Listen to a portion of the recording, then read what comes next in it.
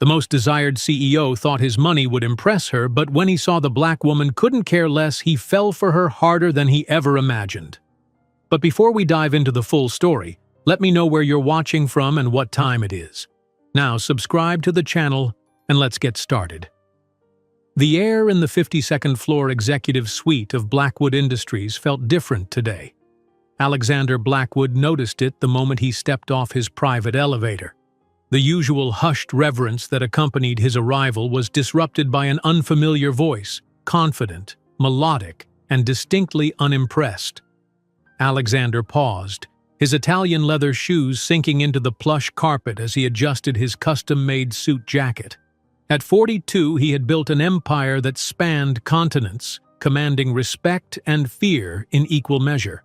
The voice rounding the corner belonged to someone who apparently hadn't received that memo. "I understand your concerns, Mr. Palmer, but my answer remains the same. My community center is not for sale, regardless of how many zeros you add to the check." Alexander watched as his VP of Acquisitions, James Palmer, emerged from the conference room trailing behind a woman whose presence seemed to fill the hallway. She was tall, with close-cropped natural hair that framed a face with high cheekbones and eyes that burned with conviction. Her attire, a simple yellow wrap dress that complemented her deep brown skin, was a stark contrast to the sea of gray and navy suits that typically populated this floor. "Ms. Hayes, please reconsider.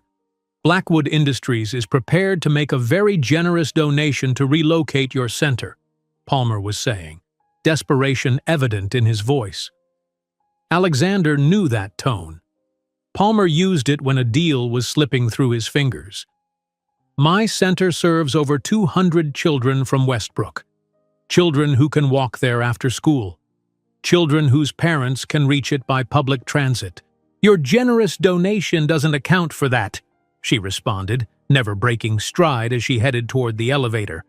"And frankly, I'm not interested in being the black woman who sold out her community so another luxury high-rise could displace families who've lived there for generations." Alexander found himself stepping forward before he'd made a conscious decision to intervene. "Mr. Palmer," he said, his voice carrying the quiet authority that had become his trademark, "I believe the meeting is concluded." Both Palmer and the woman stopped. His VP looked relieved at the interruption, while the woman regarded Alexander with cool assessment. No flicker of intimidation or awe crossed her features, a response so foreign in his presence that Alexander felt momentarily disoriented. "Mr. Blackwood," Palmer began, "this is Zora Hayes, director of the Westbrook Community Center. We were just discussing the Riverside Development Project."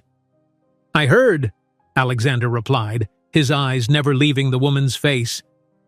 "Ms. Hayes, I apologize if my company has been overzealous in its approach." "Overzealous?" she echoed, raising an eyebrow. "Is that what we're calling it when you send increasingly aggressive representatives to my office 3 times in 2 weeks? When you attempt to pressure our landlord? When you try to turn community board members against me with promises of revitalization that conveniently excludes current residents?" Alexander felt a ripple of surprise. Few people spoke to him with such directness. "Those tactics weren't authorized by me personally, but as CEO, I take responsibility. Perhaps we could discuss this further. My office is just down the hall." Zora Hayes checked her watch, a simple timepiece with a worn leather band, not the status symbol he might have expected from someone unafraid to challenge him. "I've already spent more time here than I planned.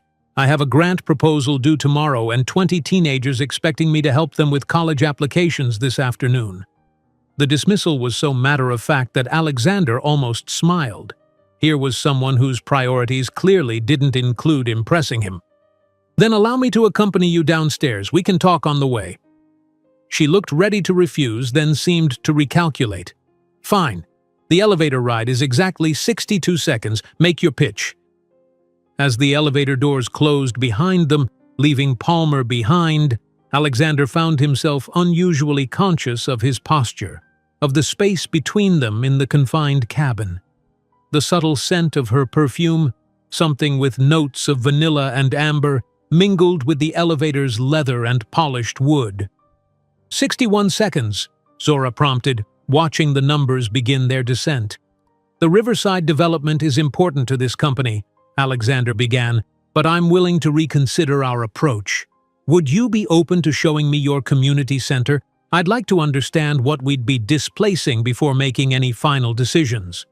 She studied him, skepticism evident in her gaze. "You want to visit Westbrook? When was the last time you set foot in a neighborhood where your net worth exceeds the combined value of every property on the block? Is that a prerequisite for visiting?" "No, but awareness of the disparity might be useful," she replied. "Why would you come personally? To offer me more money face to face, thinking your famous charm might succeed where your minions failed?" The elevator chimed as they passed the 30th floor. Alexander felt an unfamiliar sensation in his chest. The challenge of her question demanded honesty, not the practiced responses he typically deployed. "Partially," he admitted, "but also because you've made me curious. Not many people walk into this building and stand their ground the way you have. I'd like to understand what drives that conviction." Zora's expression softened slightly, though wariness remained. "Tuesday, 4 p.m. We're having our STEM program for middle schoolers. You might learn something." The elevator reached the lobby, and the doors slid open. "And Mr. Blackwood? Leave the suit at home. You'll terrify the children." With that, she stepped out, moving through the marble-floored lobby with purposeful strides. Alexander remained in the elevator, watching her retreating figure with an unexpected sense of anticipation. The doors began to close and he reached out to stop them, suddenly not ready to end this encounter. "Ms. Hayes," he called after her. She paused, turning slightly. "What should I wear instead?" A ghost of a smile touched her lips. "Something you wouldn't mind getting marker stains on." Then she was gone, disappearing through the revolving doors into the bustling street beyond. Alexander let the elevator doors close, pressing the button for the 52nd floor. As the cabin ascended, he caught his reflection in the polished brass panel, the composed, controlled expression he'd perfected over years in boardrooms. But there was something different in his eyes now, something that looked remarkably like interest. When the doors opened, Palmer was waiting, a folder clutched in his hands and anxiety etched across his features. "Sir, about the Hayes situation."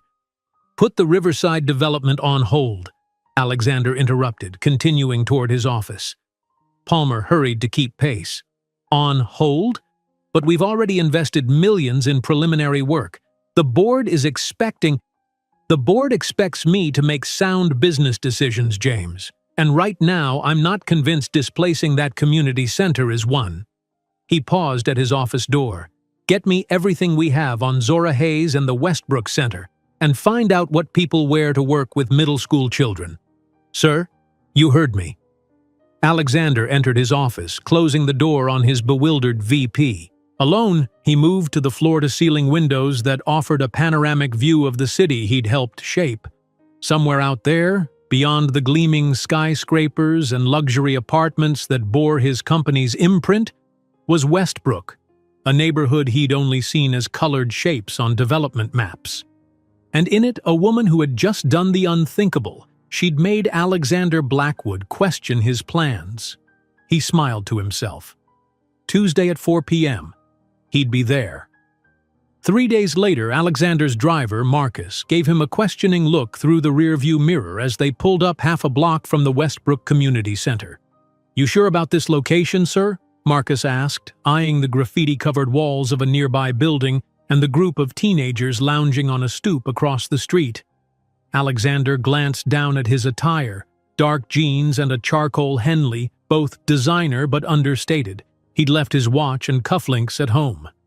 "Yes, Marcus. I have a meeting. Wait here, please." The community center occupied the first floor of an aging brick building wedged between a laundromat and a convenience store. A hand-painted sign proclaimed, "Westbrook Community Center, Growing Minds, Building Futures." Through the windows, Alexander could see children of various ages engaged in different activities. He pushed open the door, and the controlled chaos of the center enveloped him. A dozen middle schoolers huddled around tables covered with what appeared to be robotics kits. Near the back, older teenagers worked at computers.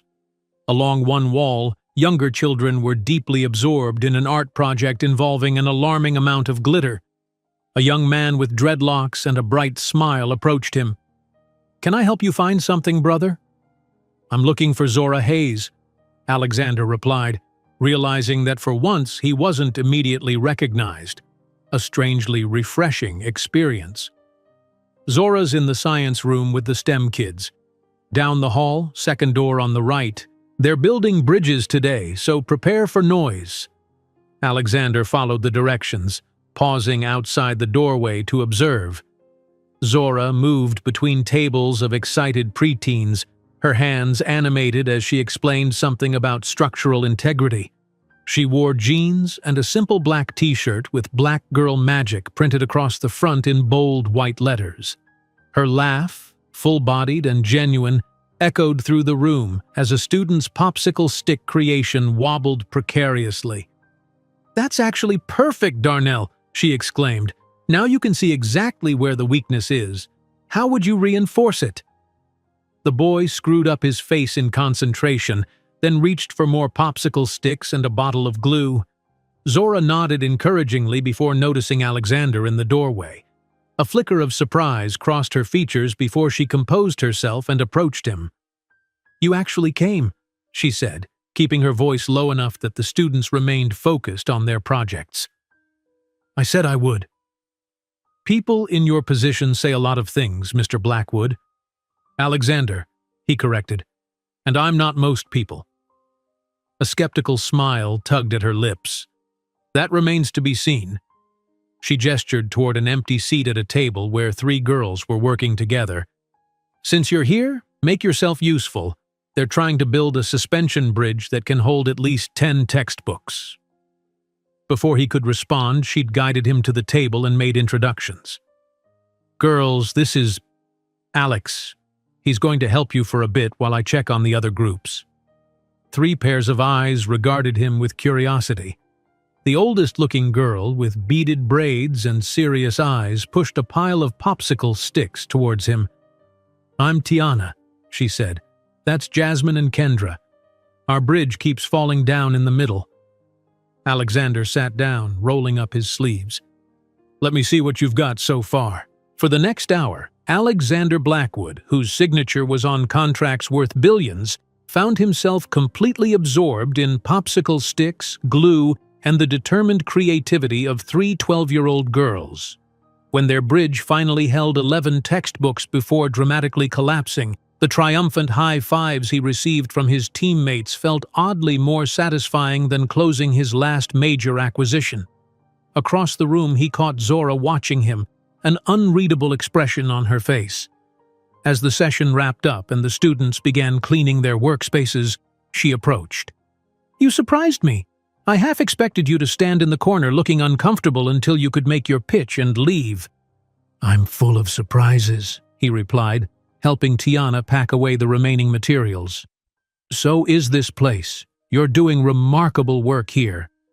"Save the flattery for your shareholders, Mr. Blackwood." "It's not flattery if it's true, and I thought we'd established that you'd call me Alexander." Zora checked her watch, that same simple timepiece he'd noticed before. "The kids are leaving soon. If you want to talk about the development, we can use my office." Her office turned out to be a converted storage closet at the back of the building, crammed with a desk, 2 chairs, and walls papered with children's artwork, award certificates, and community flyers. A small window provided the only natural light. "It's not the corner office on the 52nd floor," she said, noticing his survey of the space, "but it serves its purpose." "It has character," Alexander replied, settling into a chair that had seen better days. "Like its occupant." Zora closed the door, shutting out the cheerful chaos of the center. The small space suddenly felt even smaller with Alexander's commanding presence filling it.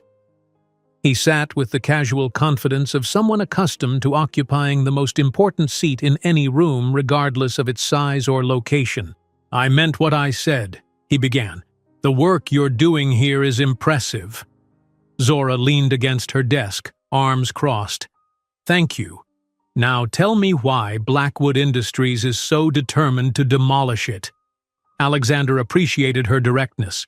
In his world of careful corporate diplomacy, where people spent entire meetings saying nothing of substance, her bluntness was refreshing. The Riverside development is meant to revitalize this area, bring in new businesses, create jobs. "For who?" Zora interrupted. "Not for the people who actually live here. Your revitalization prices out families who've been in Westbrook for generations. Those luxury condos you're planning. Starting at what? $500,000? The median household income here is $35,000 a year." Alexander studied her, noting the passion that animated her features. "You've done your research." "I had to. Your company doesn't exactly advertise the collateral damage of its developments." She pulled a folder from a stack on her desk and handed it to him. "Displacement statistics from your last 3 major urban projects. Population demographics before and after. Small business closure rates." He opened the folder, scanning pages of meticulously compiled data.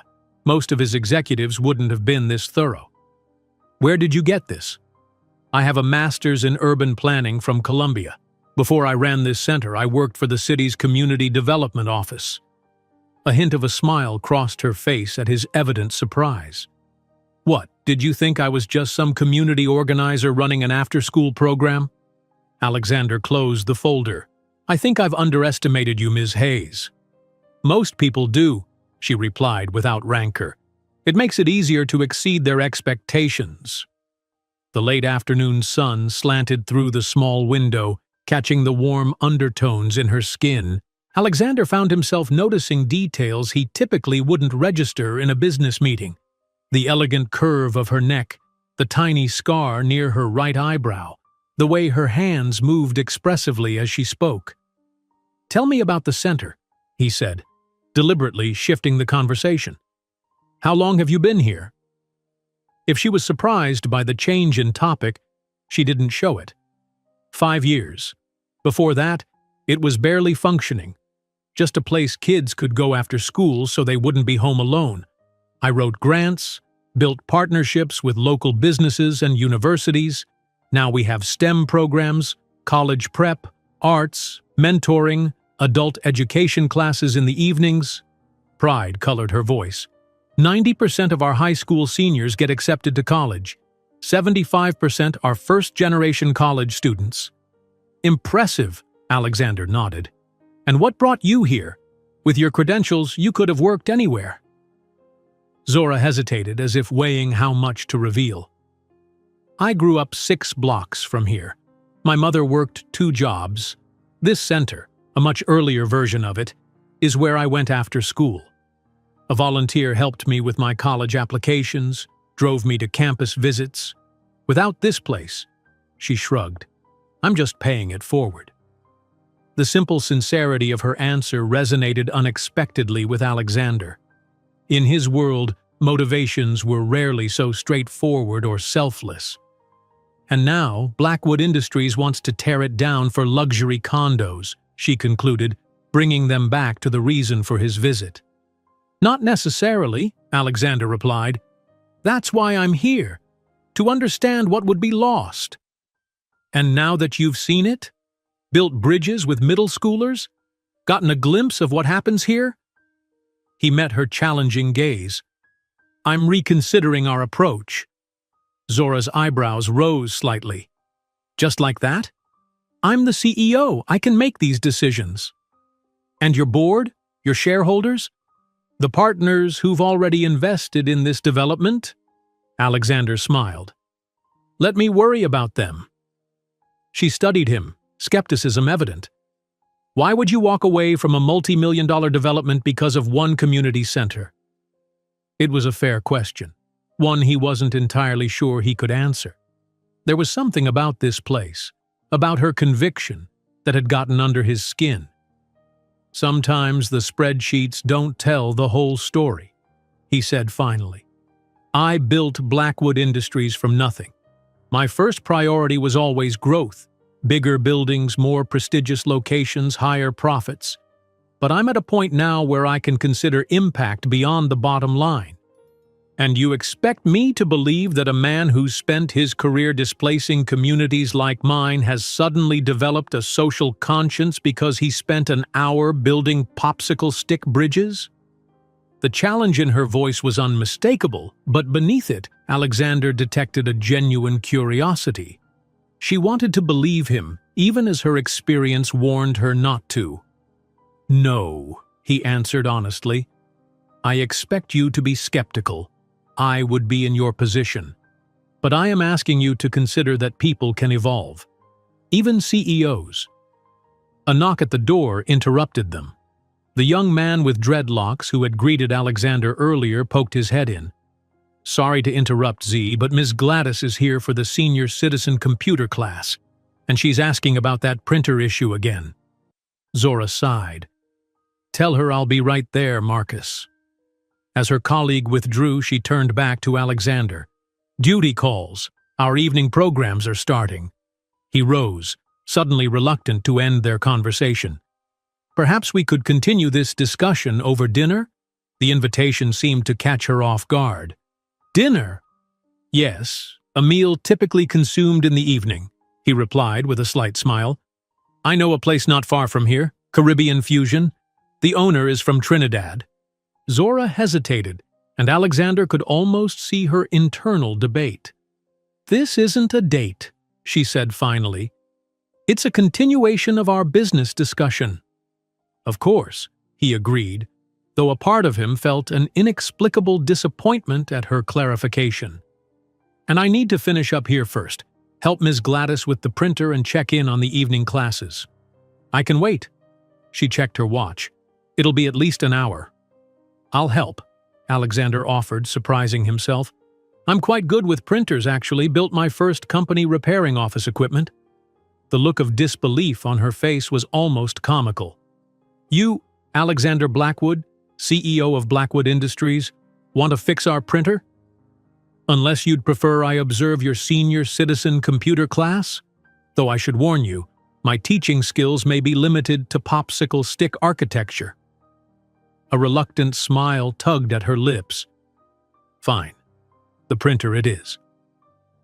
An hour and a half later, Alexander had not only fixed the ancient printer, but had also helped 3 senior citizens navigate email attachments and promised Ms. Gladys, a formidable octogenarian with purple-tinted hair, that he would look into donating newer computers to the center.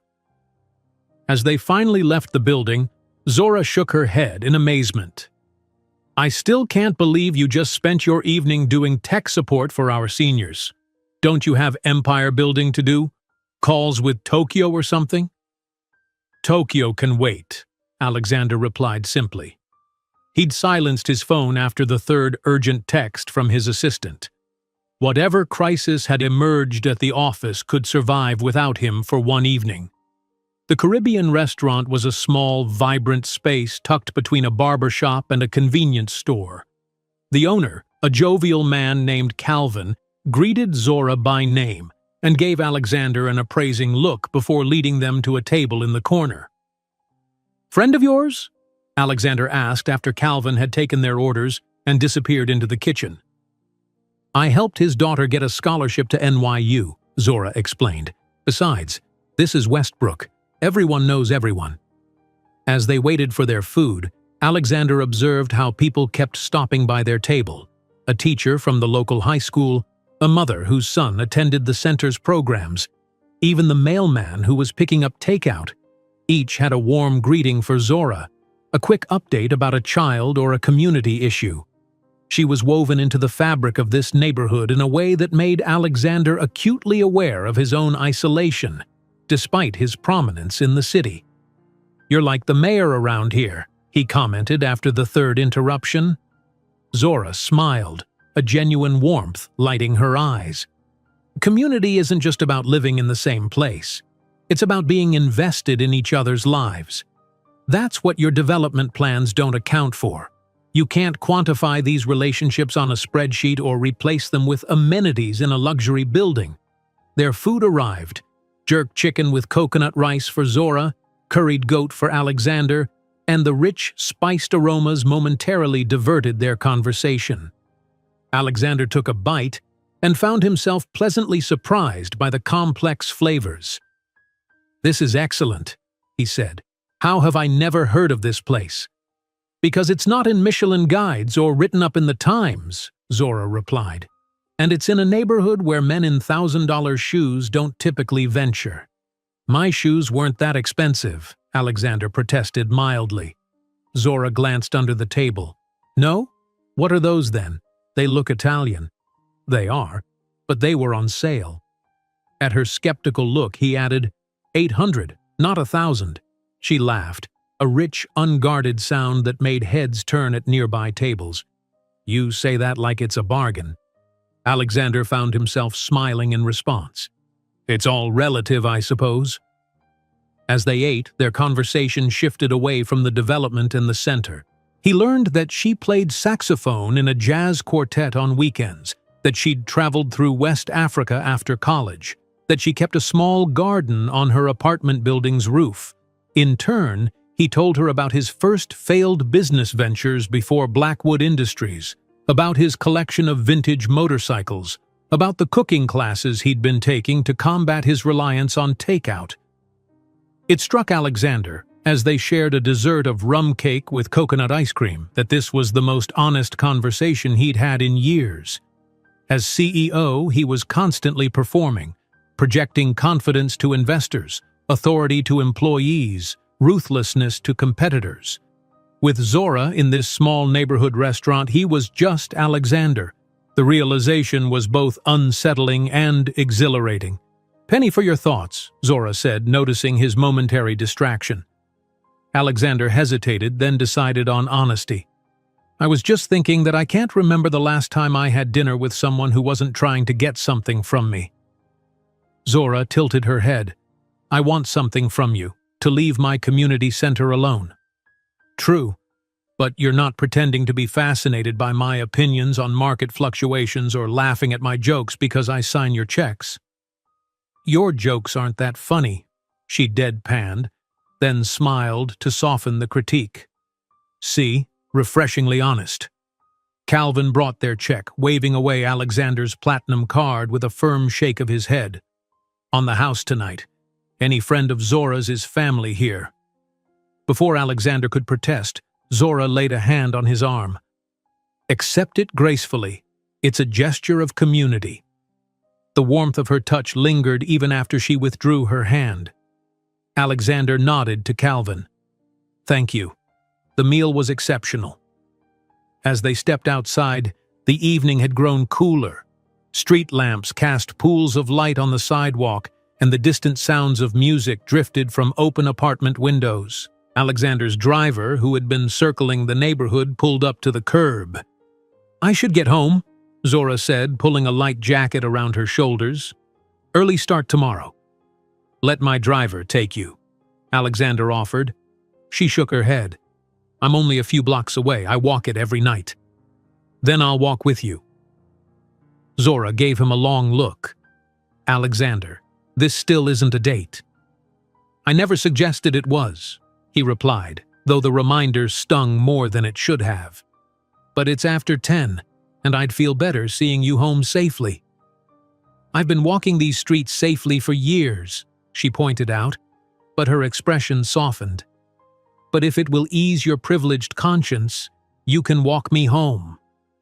They set off side by side, Alexander instructing his driver to follow at a distance. The neighborhood transformed in the evening hours. Lively conversations spilled from open windows. Groups of young men gathered on stoops. Music and cooking smells created a tapestry of sensory experiences so different from the sterile luxury of his own penthouse. "So," Zora said as they walked, "what happens tomorrow? You go back to your tower, put on a suit that costs more than most families here make in a month, and what? Tell your board you've had a change of heart about demolishing a community center?" The question brought Alexander back to reality. Tomorrow he would indeed return to a world of boardrooms and balance sheets, where decisions were driven by profit margins, not community needs. Essentially, yes, he answered, though I think I'll frame it as a strategic reassessment rather than a change of heart. Sounds more businesslike. Zora stopped at the entrance to a well-maintained but modest apartment building. And you think they'll just accept that? The Alexander Blackwood I've read about doesn't change course because of one site visit and a plate of jerk chicken. Alexander met her gaze steadily. The Alexander Blackwood you've read about is part of the story, not the whole. They stood there for a moment, the space between them charged with something neither of them was ready to name. "Thank you for dinner," Zora said finally, "and for fixing our printer. Ms. Gladys is already planning what she'll ask you to help with next time." "Next time?" Alexander echoed, unable to keep the hopeful note from his voice. A small smile played at the corners of her mouth. "Well, you did promise to look into those new computers. And we have a broken air conditioning unit in the art room.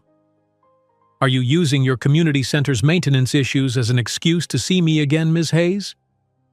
"Absolutely not, Mr. Blackwood," she replied with mock seriousness. "I'm opportunistically leveraging available resources for the benefit of my community." Alexander laughed, a genuine sound that surprised them both. "In that case, I'd be delighted to be leveraged. For the community, of course." "Of course." Zora's smile softened into something more genuine. "Good night, Alexander." "Good night, Zora."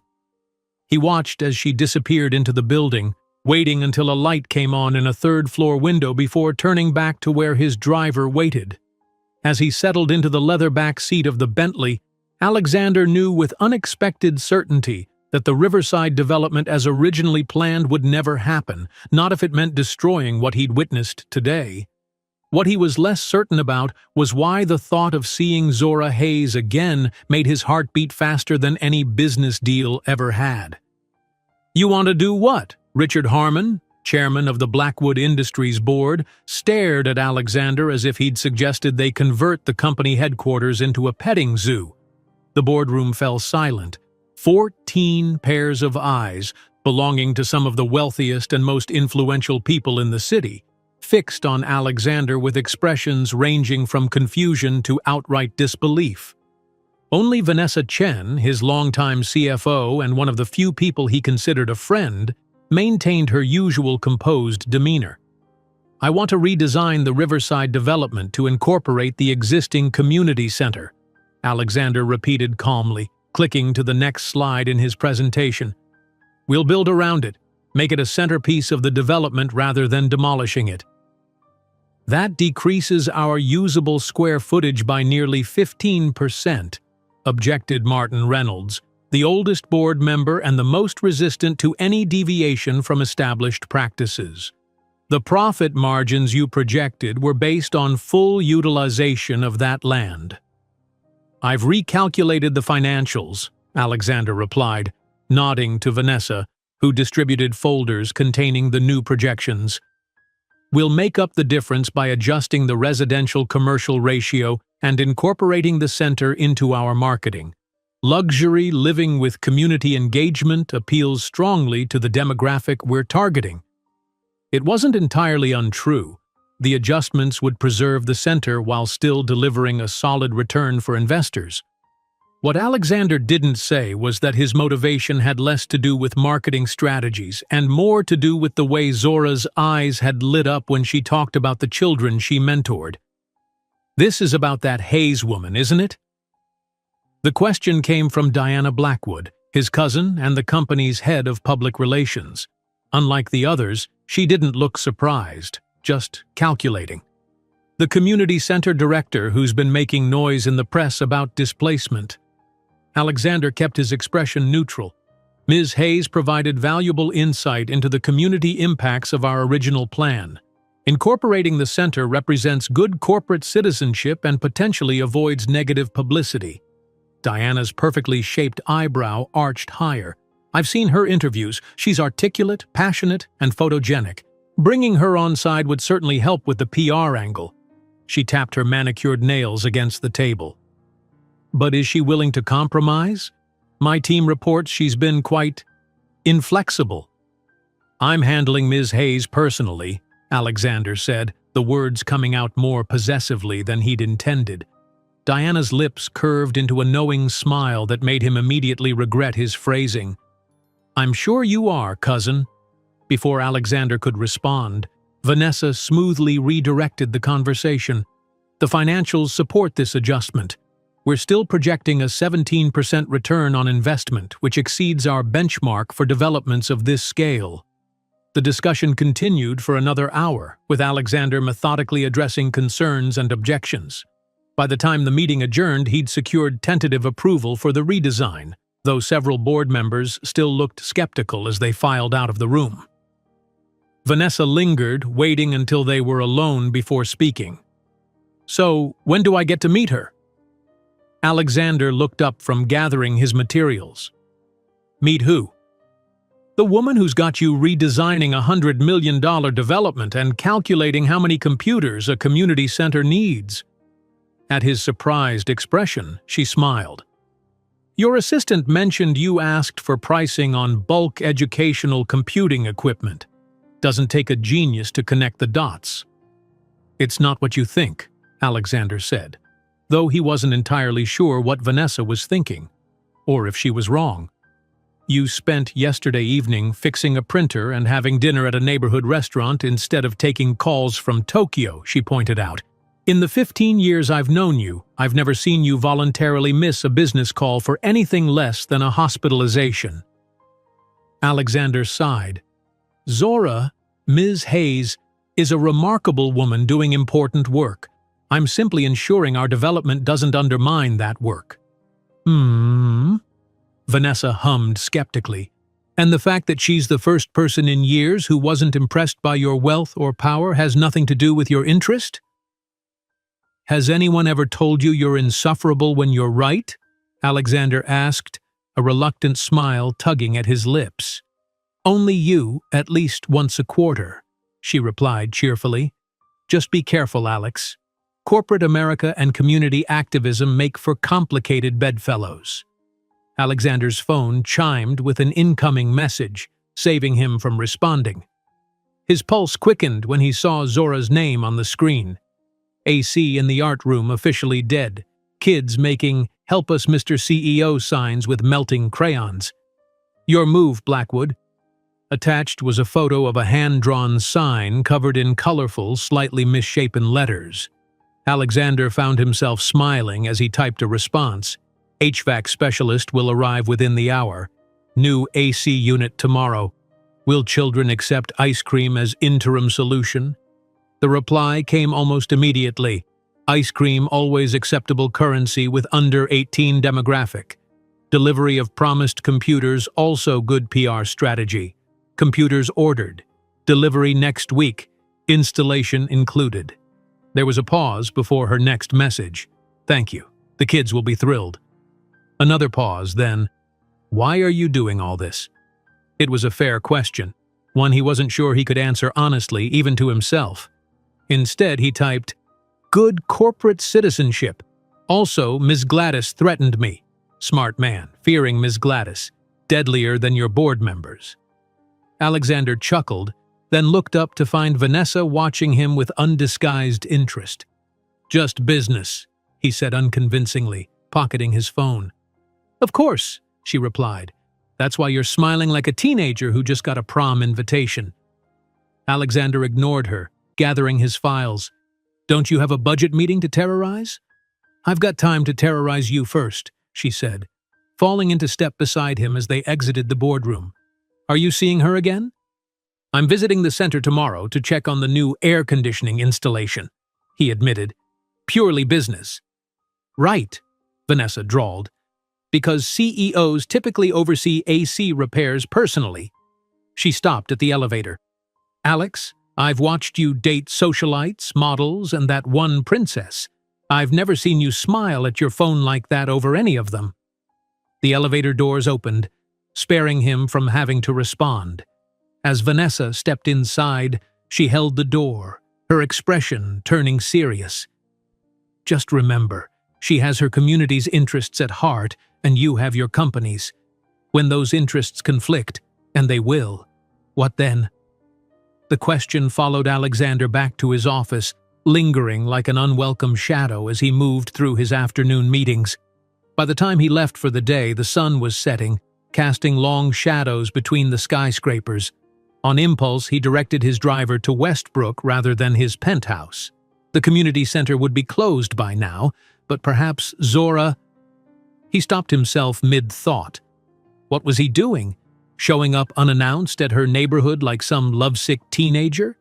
He was Alexander Blackwood, CEO of one of the largest development companies in the country. He didn't chase after women, especially not women who had made it clear they weren't interested in anything beyond a professional relationship. "Change of plans, Marcus," he said to his driver. "Take me home." As the car turned toward his penthouse, Alexander's phone chimed again. Another message from Zora. "HVAC guy came through. Kids proclaimed you not evil like other rich people. High praise from Gen Z. Thanks again." Before he could respond, another message appeared. "Jazz quartet playing at Blue Note on Sullivan Street tonight at 9, in case you're interested in how community center directors spend their evenings." Alexander checked his watch. 8:15. He could make it if he went straight there. "Change of plans again, Marcus," he said, his decision made before he'd fully processed it. Sullivan Street, the Blue Note. The Blue Note was a far cry from the exclusive clubs and restaurants Alexander typically frequented. The small jazz venue was dimly lit, with tables packed close together and a modest stage where a quartet was setting up. He spotted Zora immediately, adjusting the reed on her saxophone, dressed in a simple black dress that hugged curves he'd noticed but tried not to dwell on during their previous meetings. He found a seat at the bar, ordering a whiskey and settling in to watch. When the quartet began to play, Alexander was transfixed. Zora transformed on stage, her body swaying with the music, her fingers dancing over the keys of her saxophone. The melancholy notes filled the room, telling stories of loss and longing that resonated in places he'd kept carefully guarded. During the break between sets, she spotted him. Surprise flickered across her face before she made her way through the crowd to where he sat. "Stalking me, Blackwood?" she asked, but her tone was light, almost playful.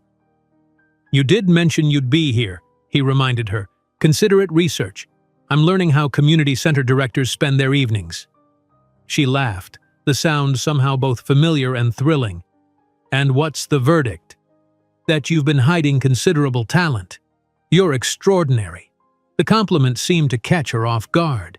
She looked away, uncharacteristically flustered. "It's just something I love doing, a way to express things I can't put into words." "I could tell," he said softly. "Your music speaks volumes." Their eyes met, and for a moment the crowded club seemed to fade away. Then someone called Zora's name, breaking the spell. She glanced toward the stage where her bandmates were gesturing that it was time for the second set. "I have to go," she said. "But thanks for coming." Alexander nodded. "It's my pleasure, truly." He stayed for the entire second set, mesmerized by the way Zora poured her soul into the music. When the performance ended and the crowd began to disperse, he waited near the stage as she packed up her saxophone. "Can I walk you home?" he asked when she approached, case in hand. She studied him for a moment. "It's out of your way."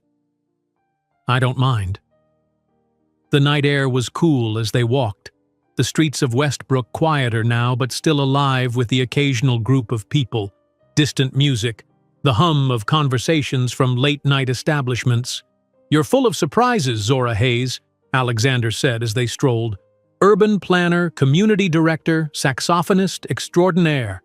She smiled, her face partially illuminated by a street lamp they passed under. "We all contain multitudes, even billionaire CEOs who fix printers and install air conditioning for underprivileged kids." "The AC unit was entirely self-serving," he insisted. "I was preventing a crayon-based uprising." Zora laughed, the sound echoing in the quiet street. "Smart strategy. Those kids can be ruthless with their protest signs." They walked in comfortable silence for a while. Then Zora spoke again, her tone more serious. I heard rumors today that Blackwood Industries is redesigning the Riverside development. Something about incorporating existing community structures rather than demolishing them. News travels fast, Alexander observed. It's a small community, and people pay attention when their homes and livelihoods are at stake. She stopped walking, turning to face him directly. Is it true? Yes, he confirmed. The plans are being adjusted to build around the community center. It will remain intact and operational throughout and after construction. Zora's expression was guarded, but he could see the cautious hope in her eyes. Why? What changed your mind? Alexander considered deflecting with another comment about corporate citizenship or marketing strategies. Instead, he found himself answering honestly. You did. What you showed me at the center, what you said about community not being something you can quantify on a spreadsheet, it made me reconsider our approach. Just like that, one visit to a community center changes years of corporate strategy? Sometimes it only takes one moment to realize you've been looking at things from the wrong perspective. He held her gaze. But it's not just about the center, Zora. It's about you. The admission hung in the air between them, more revealing than he'd intended. Zora took a small step back, her expression unreadable in the dim light. Alexander, she began, her voice gentle but firm. I appreciate what you're doing for the center, but if you're doing it because you think it will lead to something between us… That's not why, he interrupted, then reconsidered. Not entirely. Yes, I find you captivating, but the center's work stands on its own merits. Captivating, she repeated, a hint of skepticism in her voice. I'm sure you say that to all the community activists fighting your developments. Only the ones who play saxophone and call me out on my $800 shoes, he replied, attempting to lighten the moment. It worked. She smiled reluctantly. I can't get involved with you, Alexander. Our worlds are too different. Are they? He challenged gently. We both care about making an impact. We both have passion for what we do. We both apparently enjoy Caribbean food and jazz. It's more complicated than shared interests, and you know it. They had reached her apartment building. Zora paused at the entrance. You're the face of corporate development in this city, the very thing that threatens communities like mine. I'm also just a man, Alexander said quietly, one who can't stop thinking about you. The vulnerability in his admission seemed to catch her off guard. For a moment, he thought she might simply turn and walk away. Instead, she studied his face, her expression softening. This is a bad idea, she murmured almost to herself. Many great ideas seem bad at first, he replied, taking a careful step closer. Like community center directors befriending ruthless CEOs. Is that what we are? Friends?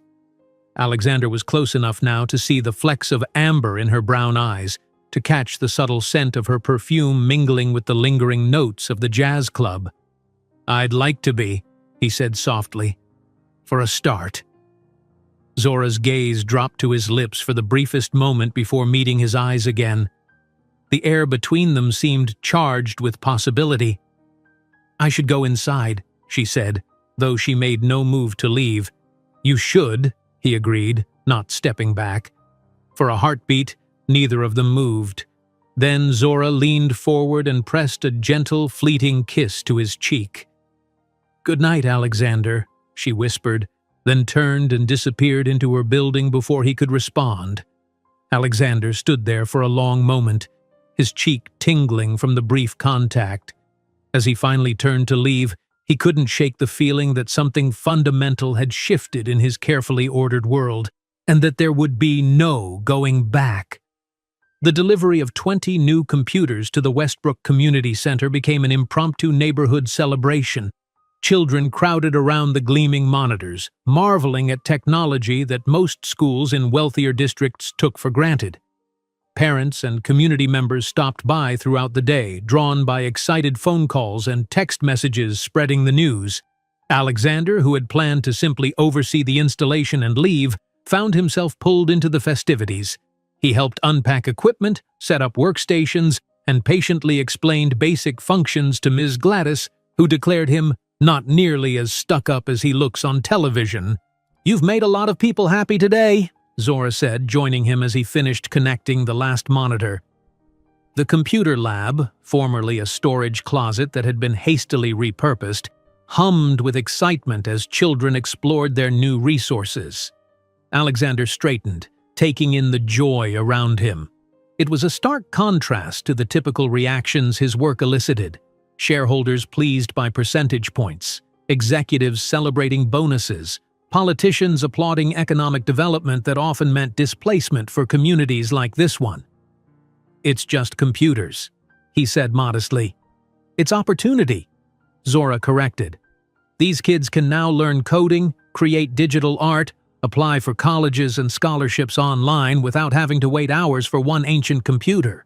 You didn't just give them hardware, you gave them possibilities." Her praise warmed him in ways that business accolades never had. "I'm glad I could help. Though I'm still trying to figure out why," she added, her expression turning thoughtful. "This goes well beyond maintaining good community relations for your development." Before Alexander could respond, Tiana, the serious-eyed girl who had guided his popsicle stick bridge construction, approached them hesitantly. "Mr. Alex, can you help me set up my account?" she asked, holding a sheet with login instructions. "I want to start the coding program Ms. Zora told us about." "Of course," Alexander replied, grateful for the interruption. He wasn't quite ready to analyze his own motivations too closely, especially not with Zora watching him with those perceptive eyes. As he helped Tiana navigate the software setup, he was aware of Zora observing them, her expression soft in a way he hadn't seen before. When he glanced up, she quickly looked away, busying herself with another student. The afternoon slipped into evening, and Alexander was surprised to realize he'd spent the entire day at the center, the longest stretch of time he'd been away from his office in years. His phone had vibrated periodically with messages from his assistant and executives, but for once he had let them wait.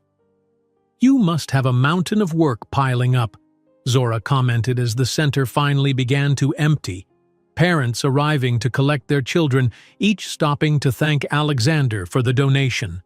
"Nothing that can't wait," he replied, helping her straighten the newly organized computer lab. "This was more important." She gave him a skeptical look. "More important than running your multi-billion-dollar company?" "Today?" "Yes." The certainty in his voice seemed to surprise them both. They worked in companionable silence for a few minutes before Zora spoke again. "My colleagues think I'm crazy for trusting you," she admitted.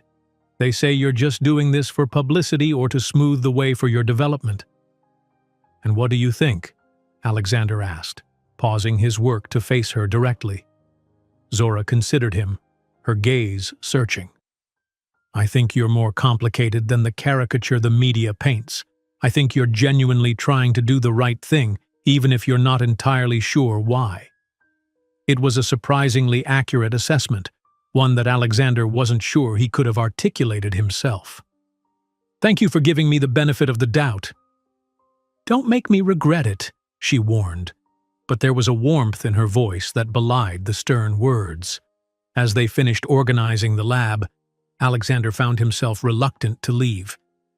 These hours spent in Zora's company, surrounded by the vibrant energy of the center, had been more fulfilling than any board meeting or corporate acquisition. "Have dinner with me," he said suddenly. Zora raised an eyebrow, again with the dinner invitations. "This time it's definitely a date," he clarified, emboldened by the memory of her kiss on his cheek 2 nights before. No pretense of business discussion. "Alexander," she began, hesitation clear in her voice. "I meant what I said about our worlds being too different." "Give me one evening to change your mind," he persisted. "One real date. If you still think it's impossible after that, I'll respect your decision." Zora studied him, conflicting emotions playing across her expressive face. Finally, she sighed. One date, but nothing extravagant or showy, no private jets to Paris or whatever ridiculous gestures men like you typically make. Alexander smiled, more pleased than he cared to admit. No private jets, I promise. Just dinner, something simple but special. Friday at 7, she agreed. Now go run your empire before your board stages a coup.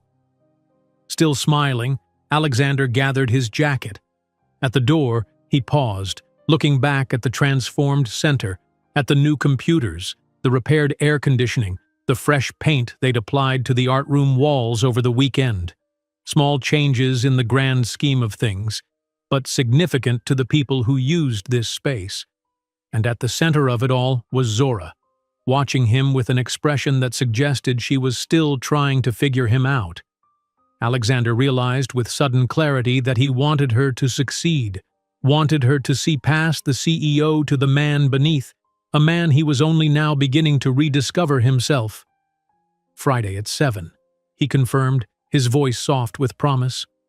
Wear something comfortable. The next morning, Alexander strode into his office with renewed energy and focus.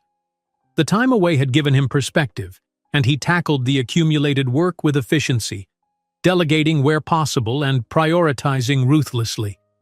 Someone's in a good mood, Vanessa observed, dropping into a chair across from his desk during a rare break between meetings. The community center director must be quite something. Alexander didn't bother denying it. She is. We have a date on Friday. Vanessa's eyebrows shot up. An actual date? Not a business meeting or community engagement opportunity? An actual date, he confirmed. I need recommendations for somewhere special but not ostentatious.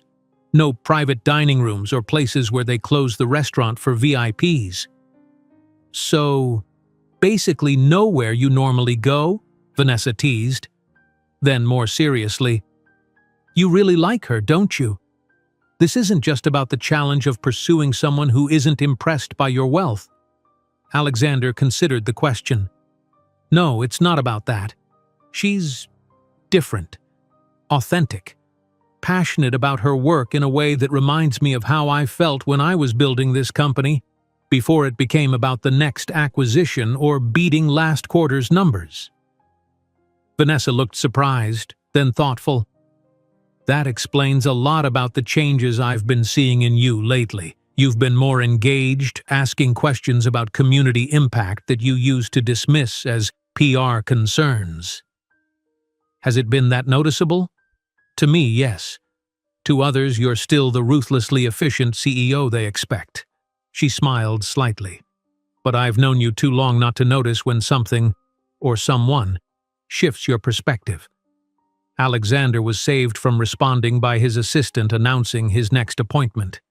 Vanessa rose to leave but paused at the door. Try Emilio's on 9th, she suggested. Small, family-owned Italian place. Amazing food, unpretentious atmosphere, no paparazzi lurking outside.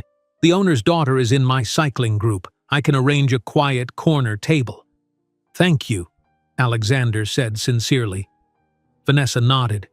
Just be careful, Alex. Not everyone will be happy about this development.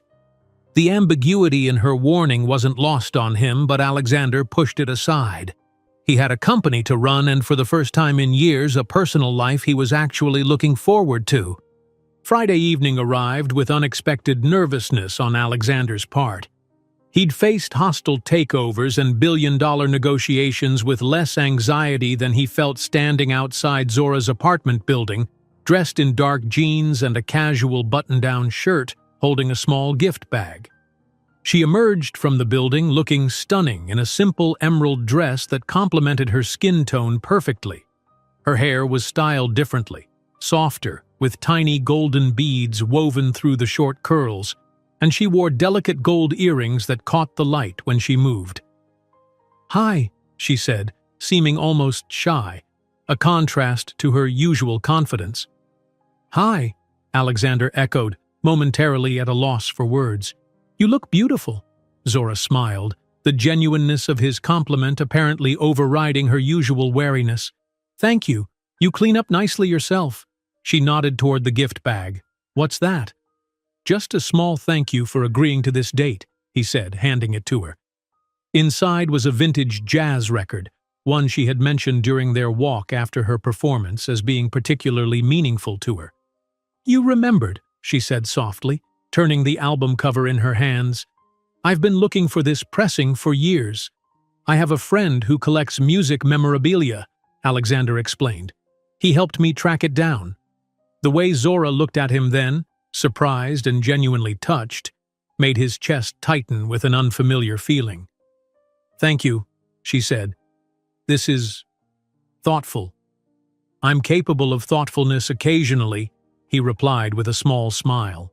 Shall we? He'd dismissed his driver for the evening, opting instead for a rideshare service, another deviation from his usual habits. The restaurant was just as Vanessa had described, warm, intimate, with brick walls and soft lighting, tables spaced far enough apart for privacy without feeling isolated. The owner, Emilio himself, greeted them personally and led them to a corner table partially secluded by a rustic wooden partition. No heads turned when they entered, no whispers followed them, a welcome change from Alexander's usual dining experiences. This is perfect, Zora said, looking around appreciatively. How did you find it? Vanessa, my CFO, recommended it, he admitted. I wanted somewhere we could just be ourselves. Conversation flowed easily as they shared antipasti and sipped wine from the restaurant's small but excellent selection. Alexander found himself talking about his childhood, growing up with a single mother who worked multiple jobs, learning early that security meant having enough money that no one could take away what mattered to you. So that's why you built Blackwood Industries? Zora asked. Financial security? Initially, yes, Alexander acknowledged. My mother died when I was in college. Cancer treatments she couldn't afford even working 60 hours a week. I promised myself I'd never be in that position of helplessness again. I'm sorry about your mother, Zora said softly, reaching across the table to briefly touch his hand. That explains a lot about your drive. What about you? He asked. You mentioned growing up near the center, but what led you back there after Columbia? Zora twirled pasta around her fork, considering her answer. I could have taken jobs that paid much better. Urban planning for private firms, consulting, but I kept thinking about the kids in Westbrook who were just like me, bright, capable, but without the opportunities that should be available to everyone. So you came back to create those opportunities? She nodded. My mother still lives in the neighborhood. She thinks I'm crazy for turning down respectable jobs to run a community center, but she volunteers 3 days a week teaching sewing classes to the teens. She sounds remarkable, Alexander said. Like mother, like daughter. A faint blush colored Zora's cheeks.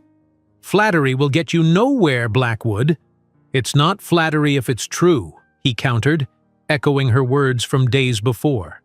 As the evening progressed, Alexander realized he hadn't checked his phone once, hadn't even thought about work or deals or stock prices. Instead, he was completely present, captivated by Zora's stories, her laugh, the way she spoke with her hands when she was passionate about something. You're staring, she noted as they shared a tiramisu. Am I? Alexander didn't look away. I was just thinking how refreshing this is, being with someone who sees me as a person, not a resource or a stepping stone. Is that unusual in your world? More than I'd like to admit, he confessed. Most people want something from me. Funding, connections, the reflected prestige of being associated with the Blackwood name. Zora tilted her head. And what do you think I want from you? Nothing, Alexander replied simply. That's what makes you different. After dinner, they walked through a nearby park, the early summer evening perfect for strolling. Without conscious thought, Alexander found his hand entwining with Zora's, and to his pleasant surprise, she didn't pull away. I have a confession, she said after they had walked in comfortable silence for a while. I researched you pretty thoroughly when Blackwood Industries first targeted our neighborhood. Alexander smiled. I'd expect nothing less from someone as thorough as you. What I couldn't figure out from all the articles and interviews was why someone who started from nothing, who knows what it's like to struggle, would build a business that so often displaces people in similar circumstances. The question wasn't accusatory, merely curious, but it struck at something Alexander had carefully avoided examining too closely. I told myself I was creating progress, he said slowly, that neighborhoods like Westbrook would benefit from development in the long run. More jobs, better infrastructure, increased property values. But not for the original residents, Zora pointed out gently. No, he acknowledged. Not usually for them. He paused, gathering his thoughts. I think I lost perspective somewhere along the way. Success became its own justification. Zora squeezed his hand. It takes courage to admit that. They had stopped walking, facing each other in the glow of a park lamp. Alexander looked into Zora's eyes and saw neither judgment nor absolution, just understanding and a quiet challenge to do better. You're changing how I see things, he admitted. Not just about Westbrook or the development, but about what success really means. Is that a good thing?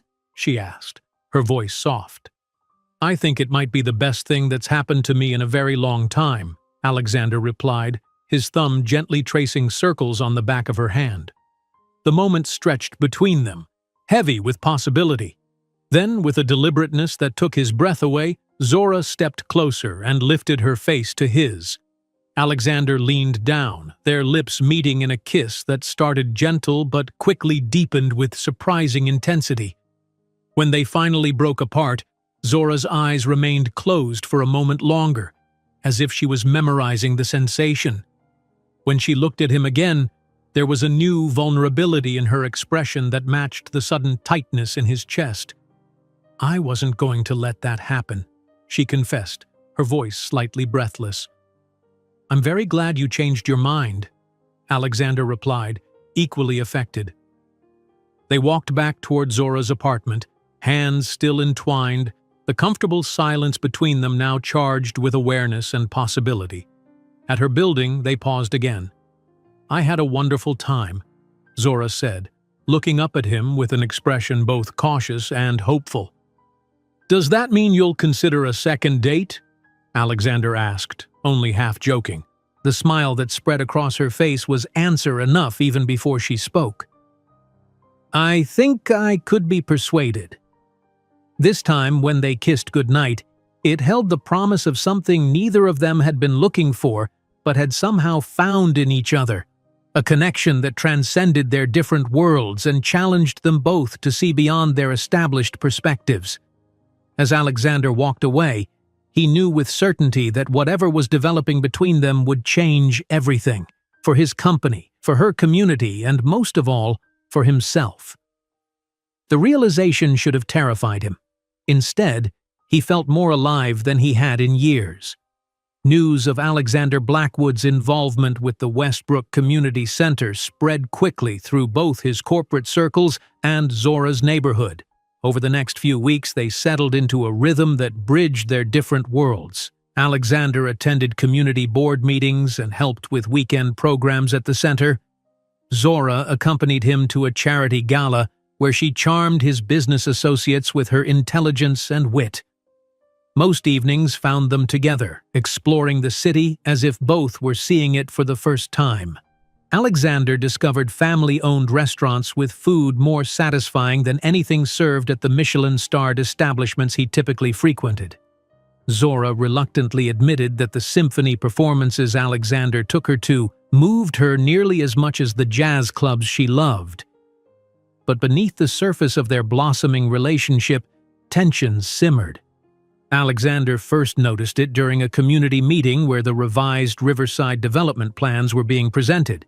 He'd sent his best architects and community liaison team, staying away himself at Zora's suggestion to avoid stealing focus from the actual plans. When he picked her up afterward, her expression was troubled. That bad? He asked as she slid into the passenger seat of his Audi. He'd taken to driving himself when they were together, another departure from his usual habits.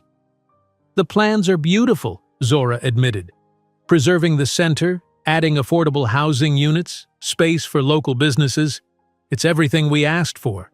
Then why do you look like you're heading to a funeral? She sighed, fastening her seatbelt. Because half the neighborhood thinks I sold out. That I'm sleeping with the enemy, and that's the only reason Blackwood Industries suddenly cares about displacement and community preservation. Alexander frowned. That's ridiculous.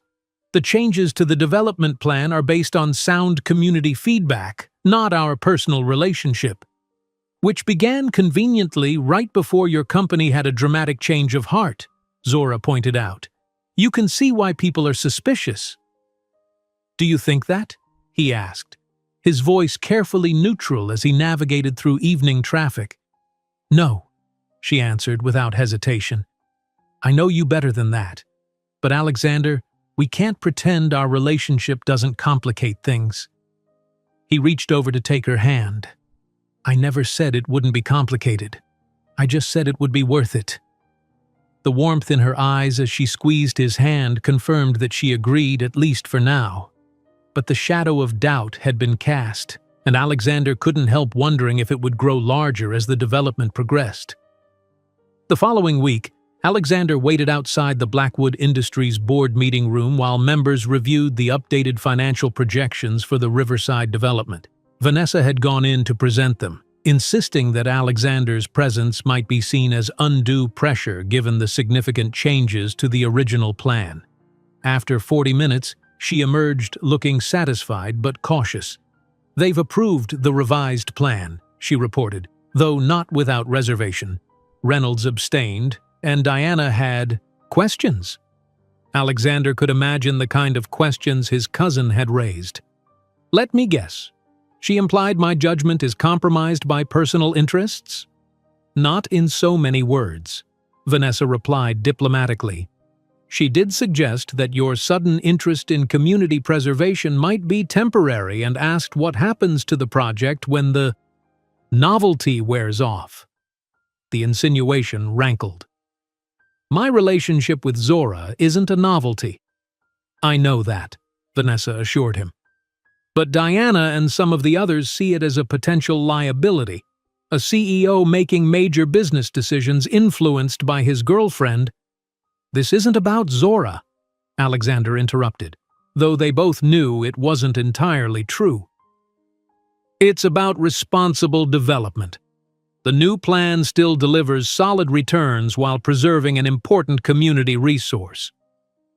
Vanessa studied him with the frank assessment of a longtime friend.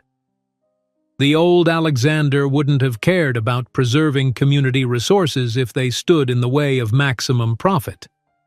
Maybe the old Alexander needed updating, he replied with a wry smile.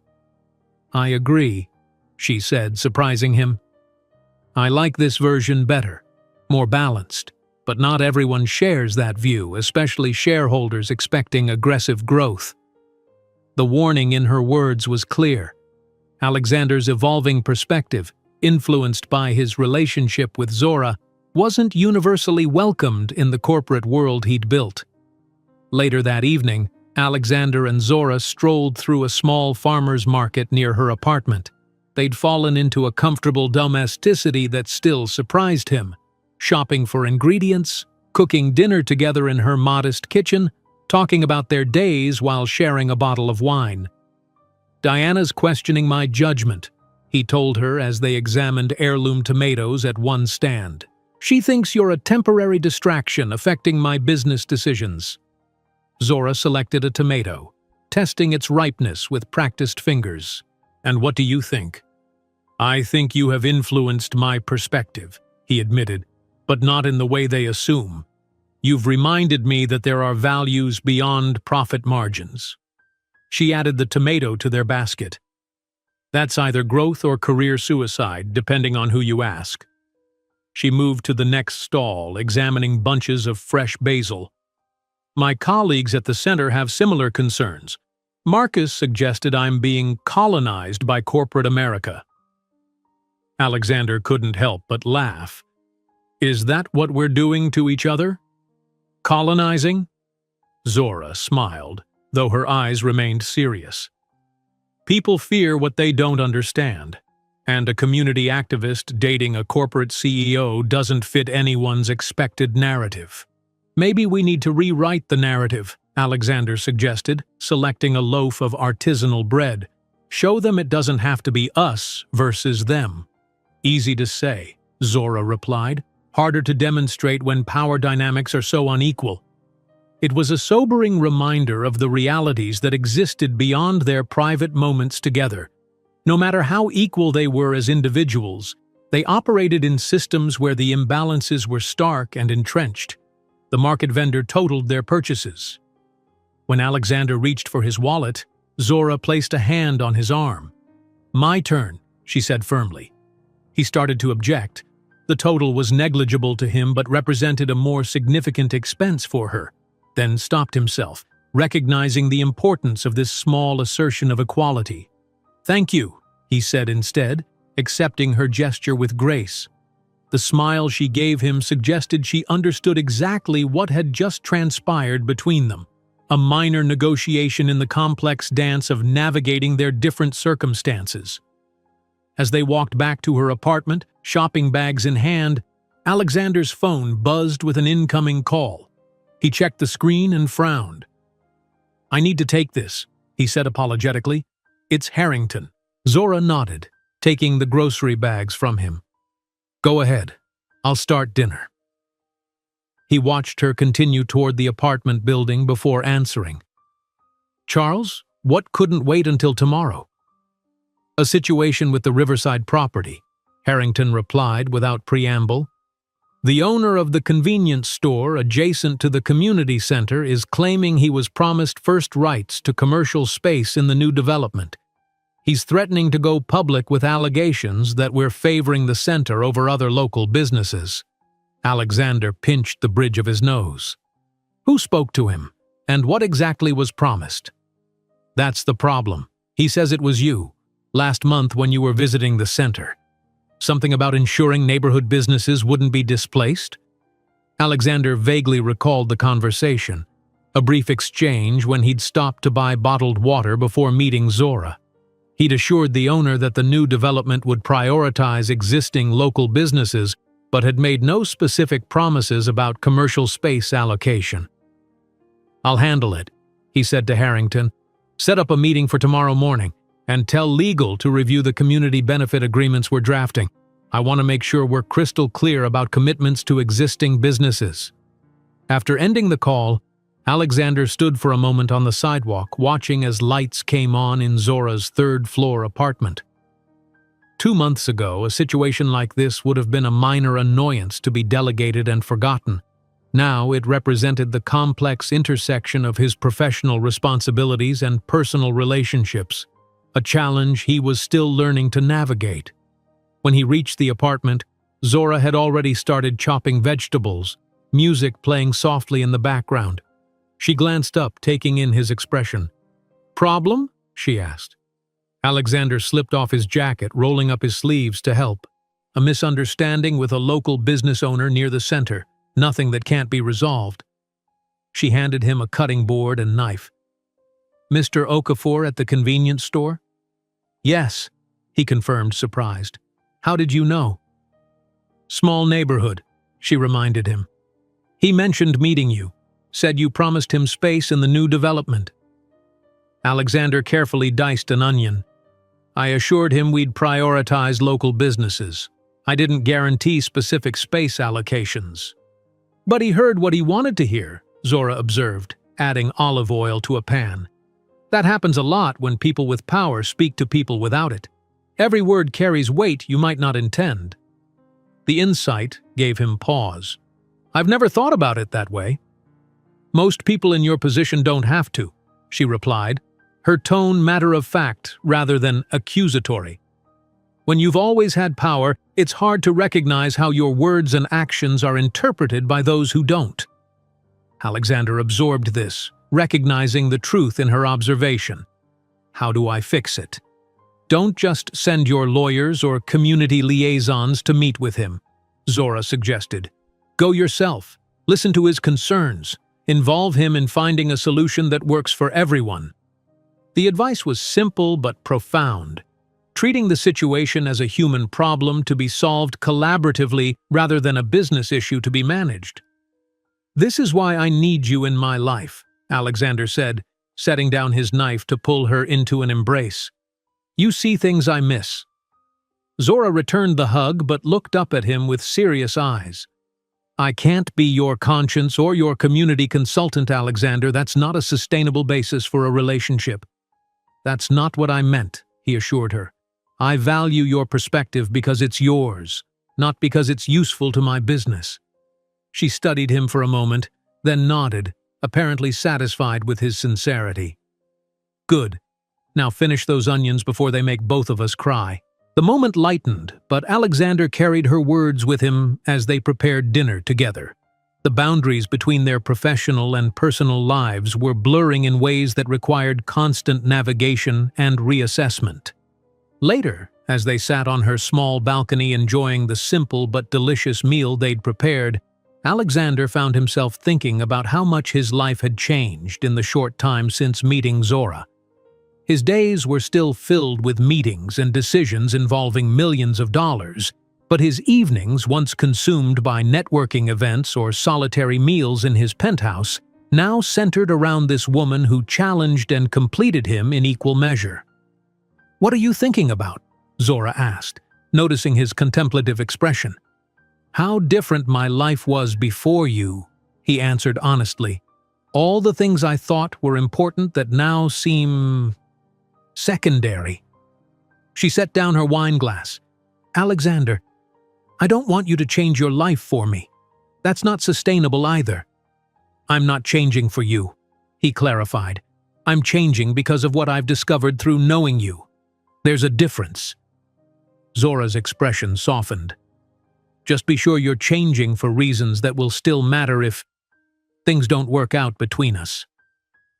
The possibility hung in the air between them, a reminder of the obstacles they still faced, the skepticism from both their worlds, the power imbalances they couldn't fully erase, the fundamental differences in their perspectives that no amount of mutual respect could completely reconcile. "Is that what you're expecting?" Alexander asked quietly. "For things not to work out?" "I'm a pragmatist," she replied. "And history suggests that relationships like ours face significant challenges. History also shows that sometimes challenges are overcome," he countered. "I'm not walking away from this, from us, because it's difficult." Zora reached across the small table to take his hand. "Neither am I. I just want us both to be realistic." As they sat together in the growing darkness, the city lights creating a distant constellation around them, Alexander knew that realism demanded acknowledging the complexities they faced. But something else, something that felt remarkably like hope, insisted that what they were building together was worth the struggle. The question that remained unanswered between them was whether that would be enough when the full weight of their different worlds inevitably pressed in on the fragile space they'd created together. The groundbreaking ceremony for the Riverside development should have been a triumphant moment. The revised plans, featuring the preserved community center as its heart, with affordable housing units and commercial spaces reserved for local businesses, represented a new direction for Blackwood Industries. Community input had been incorporated at every stage, environmental considerations prioritized, and displacement minimized through innovative housing solutions. Yet as Alexander stood on the makeshift stage erected at the edge of the construction site, he could feel the undercurrents of tension despite the smiles and handshakes. Mayor Tennyson was beaming for the cameras, praising visionary corporate citizenship, while carefully avoiding any mention of the years his administration had rubber-stamped developments that gutted neighborhoods like Westbrook. Board Chairman Harmon looked physically pained each time Alexander mentioned community benefits that might impact the profit margin. And at the edge of the gathered crowd, a small but vocal group of protesters held signs declaring, "Development seeks sheer displacement, and community not commodity." Zora stood in the front row, her expression carefully neutral. She had agreed to attend despite her reservations, recognizing the importance of her presence as both the community center director and Alexander's partner. But she had declined his invitation to speak, explaining privately that she couldn't publicly endorse a development that still troubled many community members, regardless of the compromises that had been won.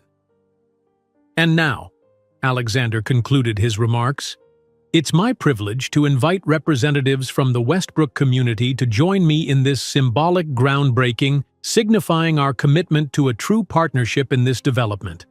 Ms. Gladys, representing the Senior Citizens Association, stepped forward with surprising spryness for her 80-plus years.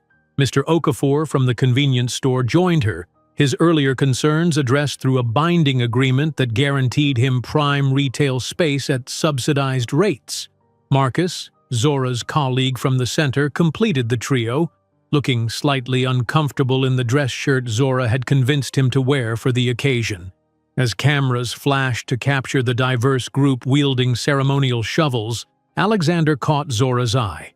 The small smile she offered him carried both support and caution, a perfect encapsulation of the delicate balance they'd been maintaining for the past 2 months.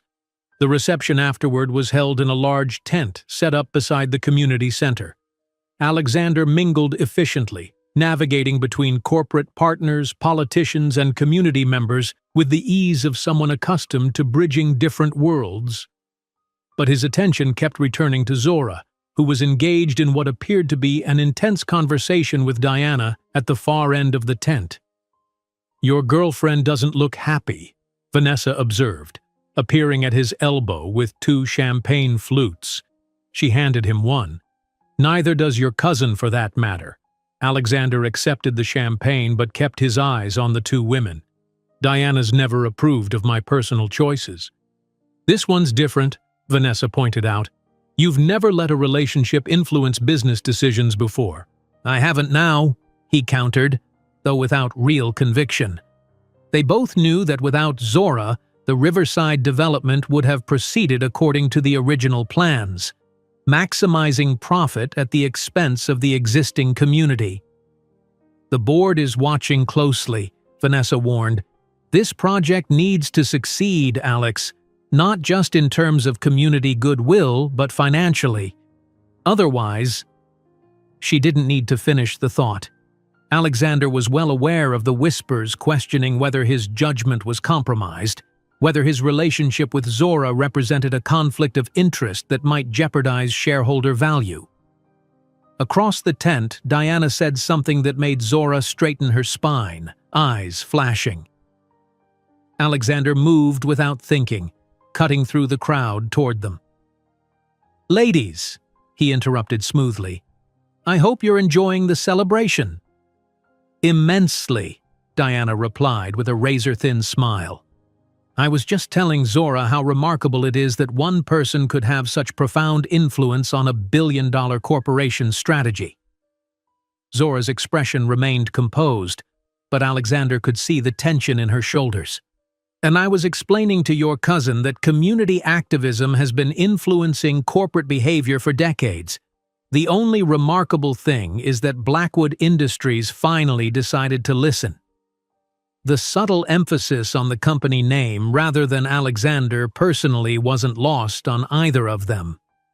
"If you'll excuse me," Zora continued, "Ms. Gladys is signaling that she's ready to leave. I should help her get home." Before Alexander could respond, she had slipped away, moving through the crowd with practiced grace. Diana sipped her champagne, watching Zora's retreating figure. "She's impressive, I'll give her that. Intelligent, principled, beautiful, I can see the appeal." "But," Alexander prompted, knowing his cousin rarely offered compliments without a sting in the tail, "but she's a liability, Alex. The board is already questioning whether you've lost your edge. Reynolds is openly suggesting that perhaps it's time for new leadership, someone who won't get distracted by community concerns at the expense of shareholder value." Alexander's jaw tightened.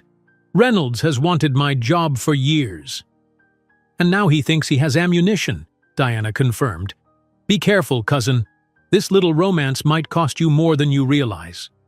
She glided away, leaving Alexander alone with his champagne and the unsettling awareness that the professional consequences of his personal choices were beginning to materialize. The question was whether he still considered them a price worth paying. Later that evening, Alexander drove Zora back to her apartment, the silence between them heavy with unspoken tensions. "Your cousin doesn't approve of me," she finally said as they neared her neighborhood. "Diana doesn't approve of anything that might threaten her vision of what Blackwood Industries should be," Alexander replied. "Her ambitions have always been tied to the company's growth and prestige." "And I threaten that?" Alexander chose his words carefully. "You represent a different set of values and priorities. Diana views business through a zero-sum lens. Any concession to community interests must, by definition, reduce shareholder value." "And what do you believe?" Zora asked, turning in her seat to study his profile. "I believe that long-term success requires balance," he answered. "That companies can profit while still being responsible community partners." "Is that Alexander Blackwood speaking, or the man who's sleeping with a community activist?" The question was pointed but not hostile, a genuine inquiry about where his convictions truly lay. Alexander pulled up in front of her building and turned to face her. "Both. The CEO who sees the business value in sustainable community-supported development, and the man who's fallen in love with a woman who's helped him remember what really matters." The word hung between them. Love, voiced for the first time. Zora's eyes widened slightly, her expression softening in the dim light of the car's interior. "Alexander," she began, her voice gentle but serious, "I care about you deeply, but I need to know that the changes you're making are authentic and sustainable, not just accommodations you're willing to make while we're together." "They're real," he assured her, taking her hand. "Would I have seen certain things sooner if we hadn't met? Probably not. But that doesn't make my commitment to this new approach any less genuine." Zora seemed to consider this, her fingers lightly entwined with his. "The protesters today, they're my friends, people I've worked with for years. They think I've abandoned our cause by being with you, that I'm providing cover for corporate interests to infiltrate our neighborhood more palatably." "And what do you think?" Alexander asked, echoing her question from months before. "I think—" She paused, searching for the right words. "I think I'm standing in the uncomfortable space where idealism meets pragmatism, where change happens incrementally rather than through revolution. And I'm trying to decide if that's a betrayal of my principles or the most effective way to honor them." Alexander understood that dilemma better than she might realize. He was occupying a similarly uncomfortable space, caught between the corporate imperatives that had guided his career and the evolving values that now informed his personal life. "Come upstairs?" Zora asked, changing the subject. "I don't want tonight to end with heavy questions we can't fully answer yet." In her apartment, they shed the weightier aspects of their discussion along with their formal clothes. There was a desperate quality to their lovemaking that night, as if they were both trying to reaffirm the connection between them as individuals, separate from the external forces that sought to define and divide them. Afterward, as they lay tangled in her sheets, Zora traced patterns on Alexander's chest with gentle fingers. "There's something I haven't told you," she said softly. "I've been offered a position at the Urban Justice Center, policy director for their community development program." Alexander propped himself up on one elbow, looking down at her with surprise. "That's an incredible opportunity. When did this happen?" "They approached me last week. The work would focus on advocating for equitable development policies citywide, not just in Westbrook." "You'd be perfect for it," Alexander said sincerely. "With your background in urban planning and your community experience, you could make a real impact at the policy level." Zora smiled at his immediate support, but her eyes remained troubled. It would mean stepping back from the day-to-day at the center, and she hesitated. It might complicate things between us even further. How so? The Urban Justice Center frequently opposes developments like Riverside, she explained. I'd be in a position where I might need to publicly challenge projects your company is involved in. Alexander absorbed this, understanding the potential for conflict. We've always known our professional lives would sometimes be at odds with our personal relationship. This would make it more direct, Zora pointed out, more visible. Do you want the position? He asked, focusing on what he believed mattered most. Yes, she admitted. It's a chance to shape policy, to prevent displacement before it happens rather than fighting it after plans are already in motion. Then you should take it, Alexander said without hesitation. We'll figure out how to navigate the complications. Zora studied his face, seeming to search for any reservation behind his words. Finding none, she reached up to touch his cheek. You continue to surprise me, Alexander Blackwood. Good, he replied, turning to kiss her palm. I'd hate to become predictable. The lightness of the moment belied the legitimate concerns they both harbored, but were choosing to set aside for the night. The truth was that Zora's new position would create professional situations where they would be directly opposed to each other. The careful separation they'd maintained between their relationship and their respective roles would become harder to preserve. Alexander's phone buzzed on the nightstand. He ignored it, but a second buzz followed immediately, then a third. You should check that, Zora murmured against his shoulder. It could be important. Reluctantly, he reached for the phone. 3 messages from Vanessa. Reynolds called emergency board meeting for tomorrow morning. Topic: leadership concerns and strategic direction. This is a coup attempt, Alex. Be prepared. Alexander set the phone down, his body tensing involuntarily. Bad news? Zora asked, noticing the change in his demeanor. Potentially, he acknowledged. Board politics.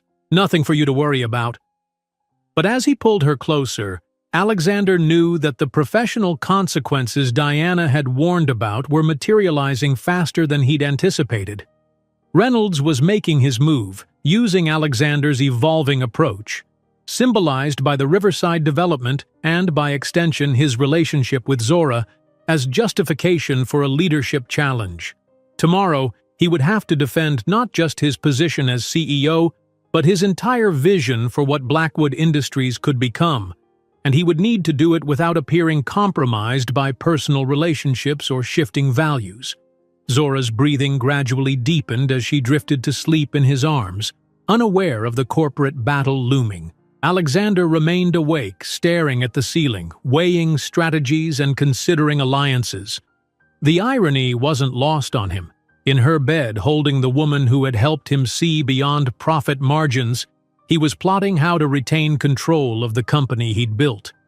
The worlds they had been trying to bridge were colliding in ways that would soon force difficult choices for them both.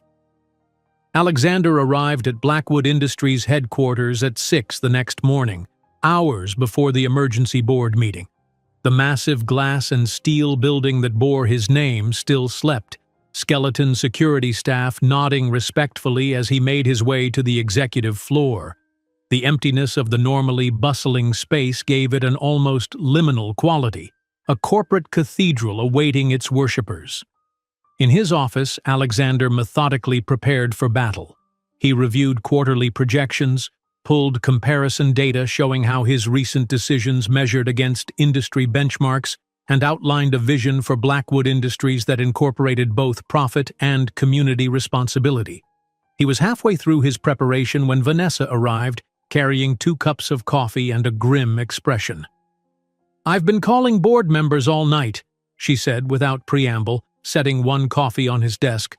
"Reynolds has 6 solid votes, including Harmon." Alexander nodded. With 14 board members, Reynolds would need 8 to force a no-confidence vote. "Who's on our side?" "Parker, Chen, and Williams are with you. Fitzgerald and Michaels are undecided. Everyone else is leaning toward Reynolds." "Diana?" Vanessa hesitated. "She hasn't returned my calls." "Of course not. His cousin was too shrewd to commit openly until she saw which way the wind was blowing. Diana had always been a skilled political operator. It was what made her so effective as head of public relations. "What's Reynolds' primary argument?" Alexander asked, though he could guess the answer. "That you've lost focus on shareholder value," Vanessa confirmed. "That your personal relationship with a community activist has compromised your judgment. He's using the Riverside development as his primary exhibit, claiming the concessions will reduce returns below acceptable levels. Even though your revised projections still show 17% returns," Alexander noted, reaching for the financial models they'd presented to the board. "Projections can be questioned," Vanessa reminded him, "and Reynolds is arguing that this is just the beginning, that your approach signals a fundamental shift away from maximizing profit." Alexander leaned back in his chair, contemplating the irony. The very evolution he viewed as necessary for long-term sustainability was being weaponized as evidence of his unfitness to lead. "What's your strategy?" Vanessa asked, perching on the edge of his desk. "The truth," Alexander replied simply. "That responsible community engagement and solid returns aren't mutually exclusive. That my personal relationship with Zora has opened my eyes to opportunities I might have otherwise missed, but hasn't compromised my commitment to this company's success." Vanessa looked skeptical. "That's idealistic. It's also honest. And I built this company. These board members were handpicked by me. If I can't convince them to trust my vision, then maybe Reynolds is right about one thing. Maybe it is time for new leadership." The words were bold, but Alexander felt the weight of them. Blackwood Industries was more than just a company to him. It was his legacy, built from nothing after watching his mother struggle and ultimately die because she couldn't afford proper health care. The idea of losing control of it was almost physically painful. "You don't mean that," Vanessa said, studying his face. "No," he admitted, "but I'm also not willing to abandon my principles to keep my position. There's no point running a company if I don't believe in its direction." She nodded slowly. "Then we'd better make a compelling case." They worked together through the early morning hours, refining arguments and anticipating objections. By the time board members began arriving at 9, Alexander felt as prepared as possible for the challenge ahead. The boardroom was charged with tension as Alexander took his customary seat at the head of the polished mahogany table. Reynolds sat directly opposite, his thin face composed in an expression of regretful concern that didn't reach his eyes. Diana arrived last, taking a seat in the middle of the table, a physical representation of her uncommitted stance. "I believe we all understand why we're here," Reynolds began without preamble once the meeting was called to order. "Over the past quarter, there have been growing concerns about the strategic direction of Blackwood Industries and the leadership decisions that have guided that direction." Alexander remained silent, waiting. This was Reynolds's move. Let him show his hand first. "Specifically," Reynolds continued, "the Riverside development has become emblematic of a troubling shift away from our fiduciary responsibility to maximize shareholder returns. While community relations and corporate social responsibility have their place, they cannot come at the expense of our primary obligation to our investors." Several board members nodded in agreement. Alexander noted who they were, mentally tallying the votes. "Moreover," Reynolds said, his voice taking on a more personal tone, "there are concerns that Mr. Blackwood's judgment has been influenced by personal factors that may not align with the company's best interests." And there it was, the direct attack Alexander had been anticipating. Reynolds was too tactful to explicitly mention Zora by name, but everyone in the room understood the reference. "If I may respond," Alexander said, rising from his seat. All eyes turned to him. "Blackwood Industries has delivered consistent growth and returns under my leadership for 15 years. In that time, I've never asked this board to simply trust me without evidence that my decisions were sound." He activated the large screen at the end of the room, displaying the financial projections for the revised Riverside development. The modified plans still project a 17% return on investment, 2 points above our benchmark for projects of this scale. Projections based on assumptions that may be overly optimistic, Reynolds countered. Assumptions verified by 3 independent analysts, Vanessa interjected, passing folders to each board member, including Robertson Consulting, which this board has relied on for verification for the past decade. Alexander continued, advancing to the next slide. Beyond the Riverside project, our company-wide returns have averaged 22% during my tenure compared to an industry average of 16%. My track record speaks for itself. Your past performance isn't in question, Harmon said, speaking for the first time. It's your current judgment and future direction that concern us. My judgment is evolving based on new information and perspectives, Alexander acknowledged. As it should. The real estate development landscape is changing. Communities are more organized, more vocal in their opposition to projects that don't consider their needs. Fighting these battles project by project is costly and inefficient. He clicked to another slide showing data on development delays due to community opposition. What some of you perceive as concessions, I see as strategic adaptations that will position us advantageously in a changing market. For the next 30 minutes, Alexander methodically presented his case, emphasizing both financial performance and the strategic benefits of community engagement. Throughout, he was careful to frame his relationship with Zora as one factor among many that had influenced his thinking, significant, but not determinative. In conclusion, he said finally, I ask this board to consider not just whether Blackwood Industries will be profitable under my continued leadership, the data clearly shows it will be, but what kind of company we want to be. One that extracts maximum short-term value regardless of broader impacts, or one that builds sustainable growth while being a responsible partner to the communities where we operate. As he took his seat, Alexander felt cautiously optimistic. He had made a strong case, and several previously skeptical board members appeared thoughtful. Reynolds, however, was undeterred. A moving speech, he said, his tone making it clear he found it anything but. However, it doesn't address the fundamental concern many of us share, that your personal relationship with Ms. Hayes represents an ongoing conflict of interest that compromises your ability to make objective business decisions. Ms. Hayes has no formal role in any Blackwood development decisions, Alexander pointed out.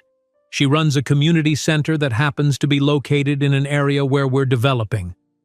A community center that you specifically redesigned an entire project to preserve, Reynolds countered. And now I understand Ms. Hayes has been offered a position at the Urban Justice Center, an organization that frequently opposes our projects through litigation and public campaigns. The conflict of interest will only intensify. Alexander felt a chill. How had Reynolds learned about Zora's job offer so quickly? She had only told him last night. Before he could respond, Diana spoke for the first time. If I may interject, she said, all eyes turning to her. While I share some of Martin's concerns about potential conflicts, I believe there's a straightforward solution that doesn't require a leadership change. The room grew silent, waiting. Diana's position as a Blackwood family member gave her words particular weight. Alexander has always put this company first, she continued. I suggest we give him the opportunity to demonstrate that commitment by implementing a formal recusal policy. On any project where Ms. Hayes or her affiliated organizations have direct involvement, Alexander would delegate decision authority to an independent committee of board members. It was a masterful political move. Diana was offering a compromise that acknowledged the concerns while preserving Alexander's position, and, not incidentally, positioning herself as a reasonable mediator whose judgment could be trusted.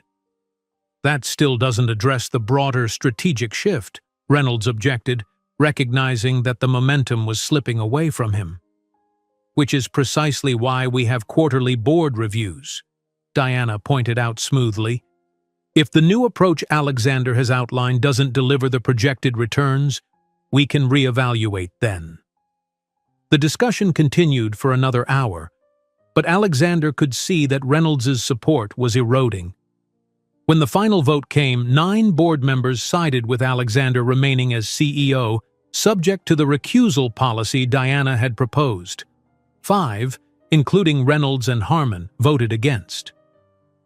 As the meeting adjourned, Diana approached Alexander.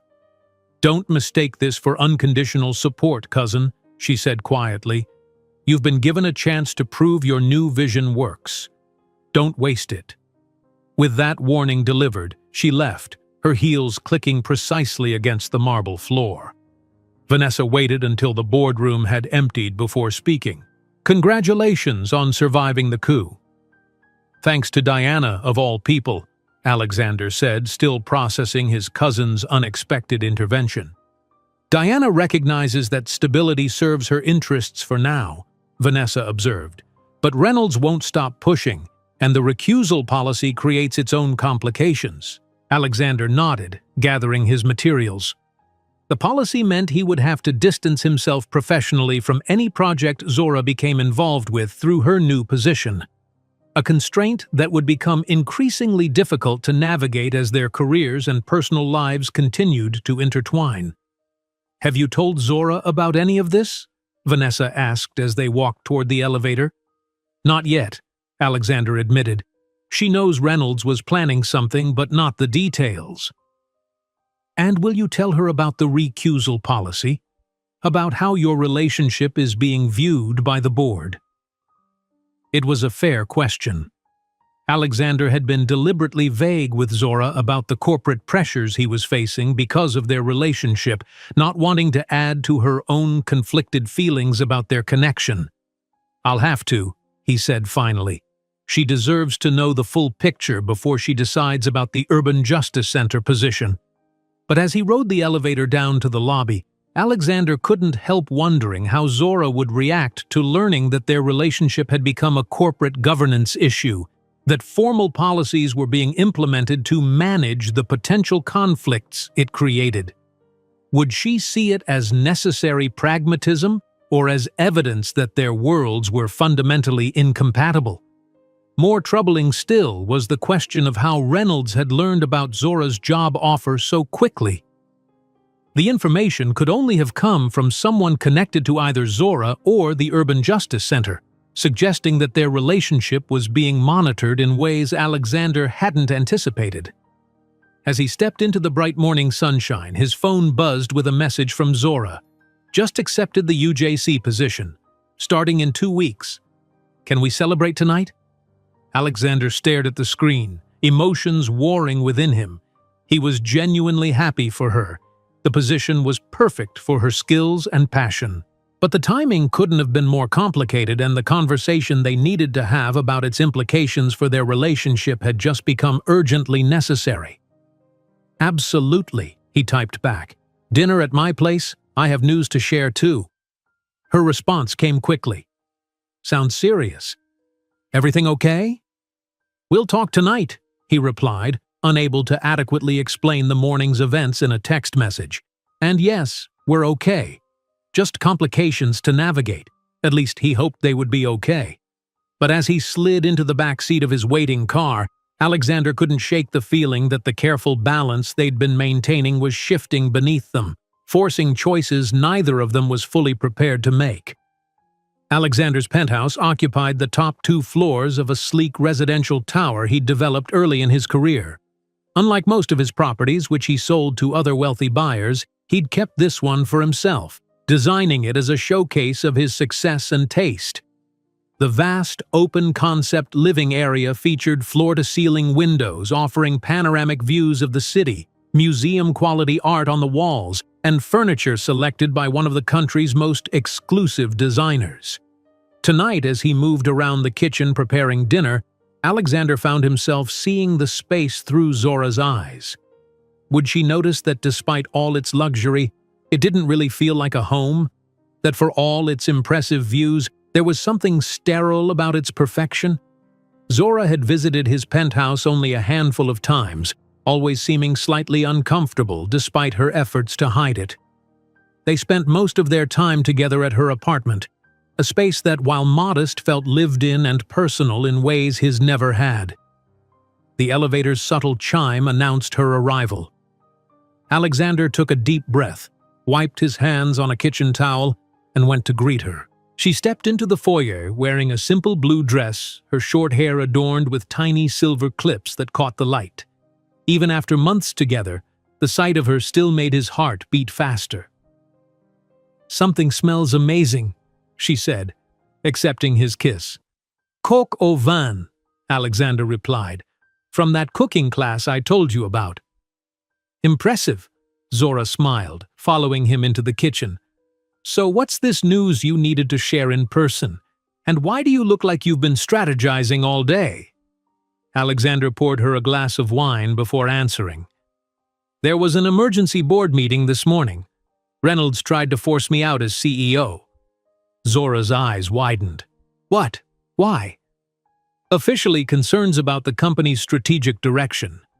Unofficially, he believes my judgment has been compromised by my personal relationships, specifically my relationship with you." She set down her glass, her expression shifting to one of dismay. "Alexander, I never meant to create problems for you professionally." "You haven't," he assured her quickly. "Reynolds has been looking for an excuse to challenge me for years. He's using our relationship as a convenient pretext, not a genuine concern." "What happened at the meeting?" Zora asked, her practical nature focusing on outcomes rather than blame. Alexander outlined the morning's events as he finished preparing dinner. Reynolds' accusations, his defense, and Diana's unexpected intervention with the recusal policy. "So basically, they're implementing corporate governance rules specifically because of me," Zora summarized as they carried their plates to the dining table beside the windows. The city lights twinkled below them, creating a backdrop of artificial stars. "Because of us," Alexander corrected gently, "and it's a reasonable precaution given your new position. The Urban Justice Center often takes adversarial positions against developers like Blackwood." Zora's fork paused halfway to her mouth. "You know about that? I just accepted the offer this morning." "Reynolds knew about it before the board meeting," Alexander admitted. "That's part of what I needed to tell you. Someone is apparently monitoring our relationship closely enough to have learned about your job offer immediately." A shadow crossed Zora's face. "That's unsettling, but not entirely surprising. We're an unusual couple in many ways. People notice." "It's more than casual observation," Alexander said. "The timing suggests someone deliberately feeding information to Reynolds, someone with access to your professional discussions." Zora considered this, her analytical mind visibly working through the possibilities. "There are only a few people who knew I was considering the UJC position. My mother, Marcus, from the center, and the UJC directors who interviewed me. Any of them have connections to Blackwood Industries or Reynolds specifically?" "Not that I'm aware of." She took a sip of wine, her expression troubled. "Does it matter how he found out?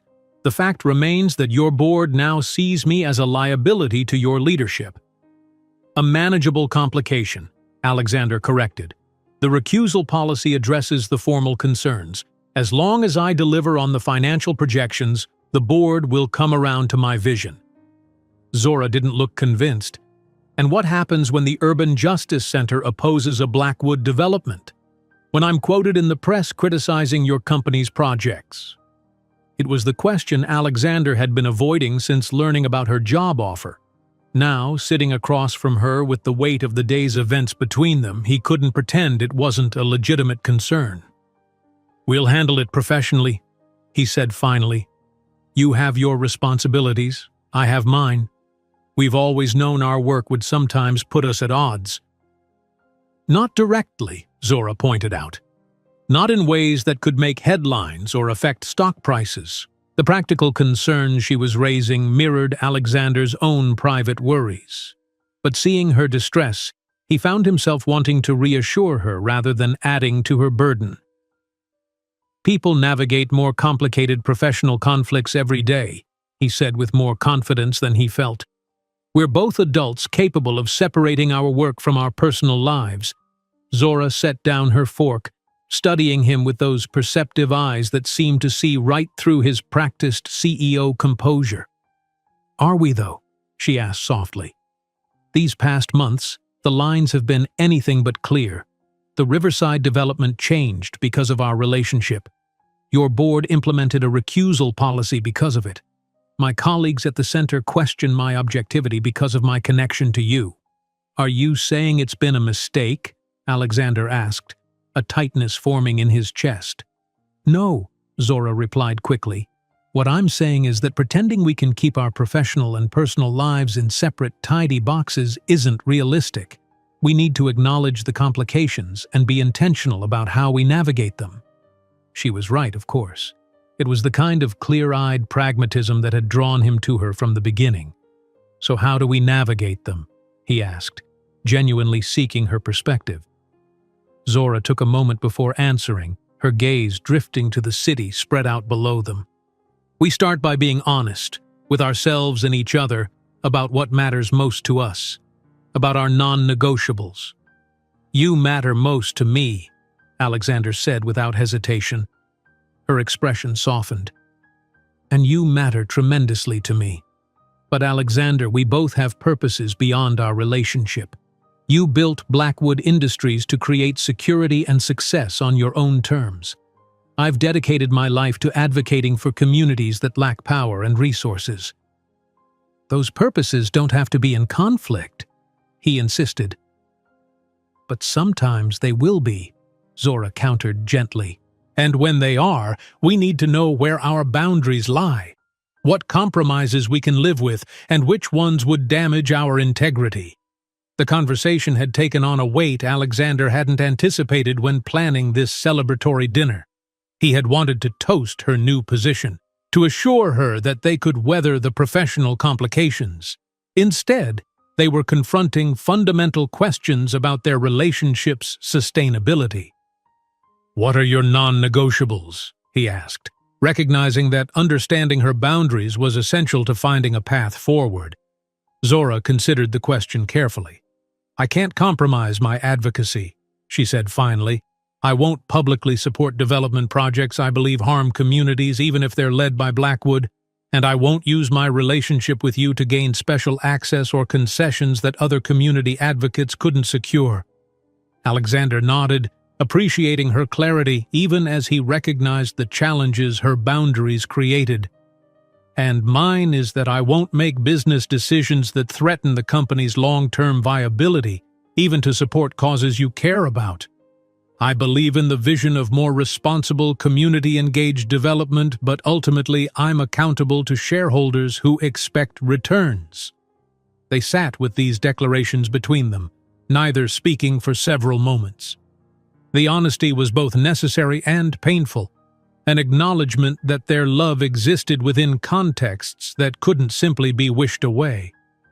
Where does that leave us? Alexander finally asked. Zora reached across the table to take his hand.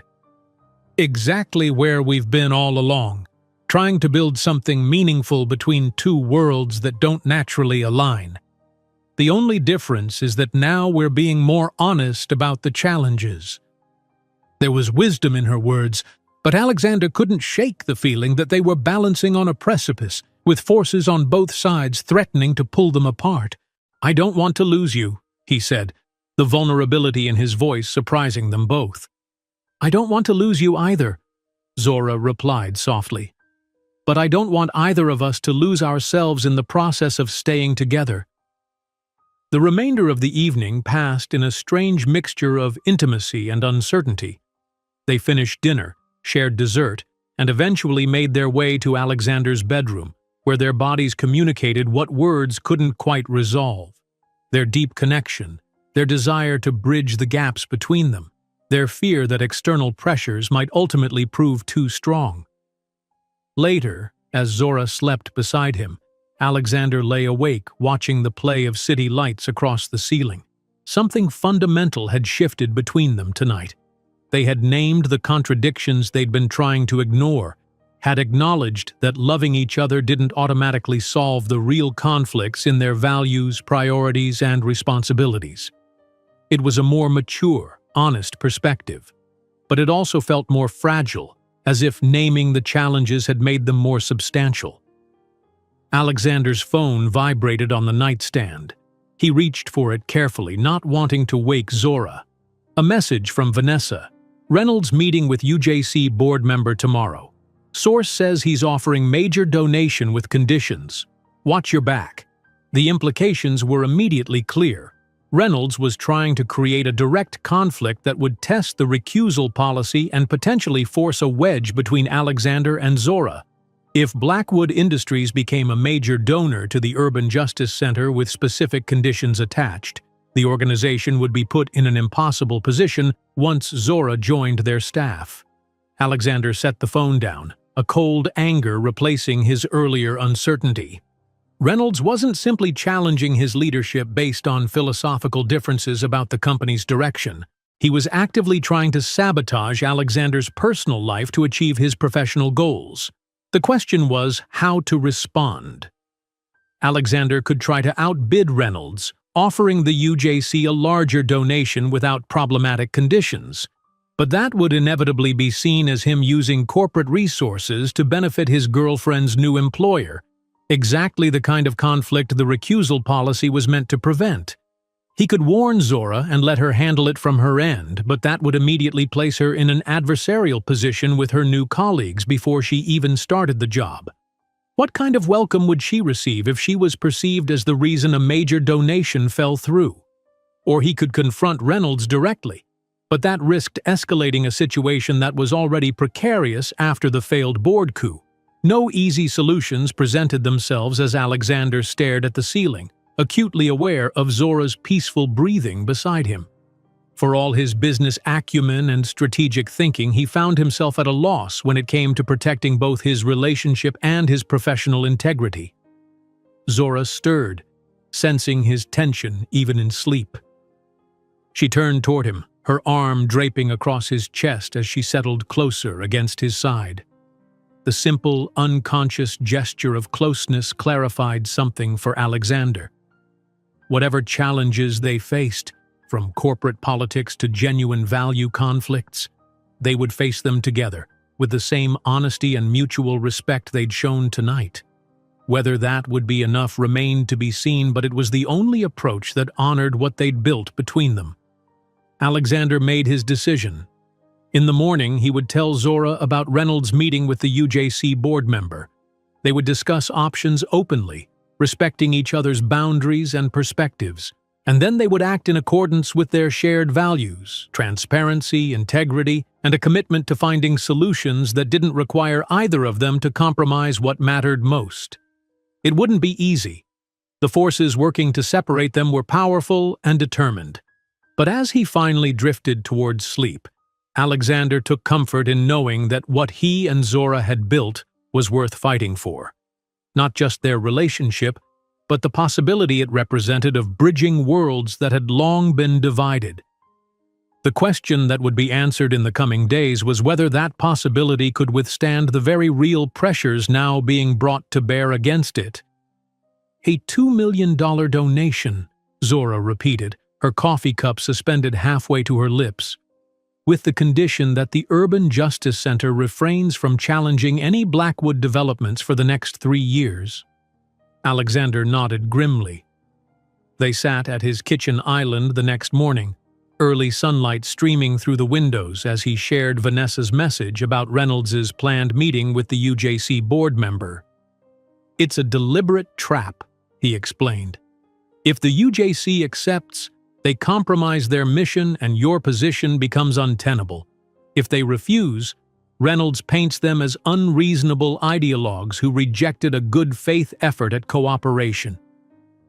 Zora set down her cup, her expression hardening. "And either way, it creates exactly the kind of conflict that tests the boundaries we discussed last night." "Precisely." Alexander ran a hand through his hair, still disheveled from sleep. "Reynolds is using the UJC to force a situation where my personal and professional interests appear directly opposed. My start date isn't for 2 weeks, Zora mused. Technically, I'm not yet bound by their policies or decisions. But you've accepted the position, Alexander pointed out. Your future colleagues will expect your loyalty. Zora was quiet for a moment, thinking. The Urban Justice Center's mission is protecting community interests, not refusing to work with developers. A blanket non-opposition agreement undermines that mission regardless of the donation amount. I agree, Alexander said, but Reynolds knows that. He's counting on the UJC board seeing dollar signs and compromising their principles. Not if I can help it. Zora reached for her phone. I need to call Eleanor Kim, the executive director. She should know what's happening before the meeting. As Zora stepped onto the balcony to make her call, Alexander checked his own messages. Vanessa had sent an update. Reynolds moved fast. Meeting with UJC board happening this morning, 10 a.m. Alexander glanced at his watch. Just over 2 hours away. Not much time to formulate a counter-strategy.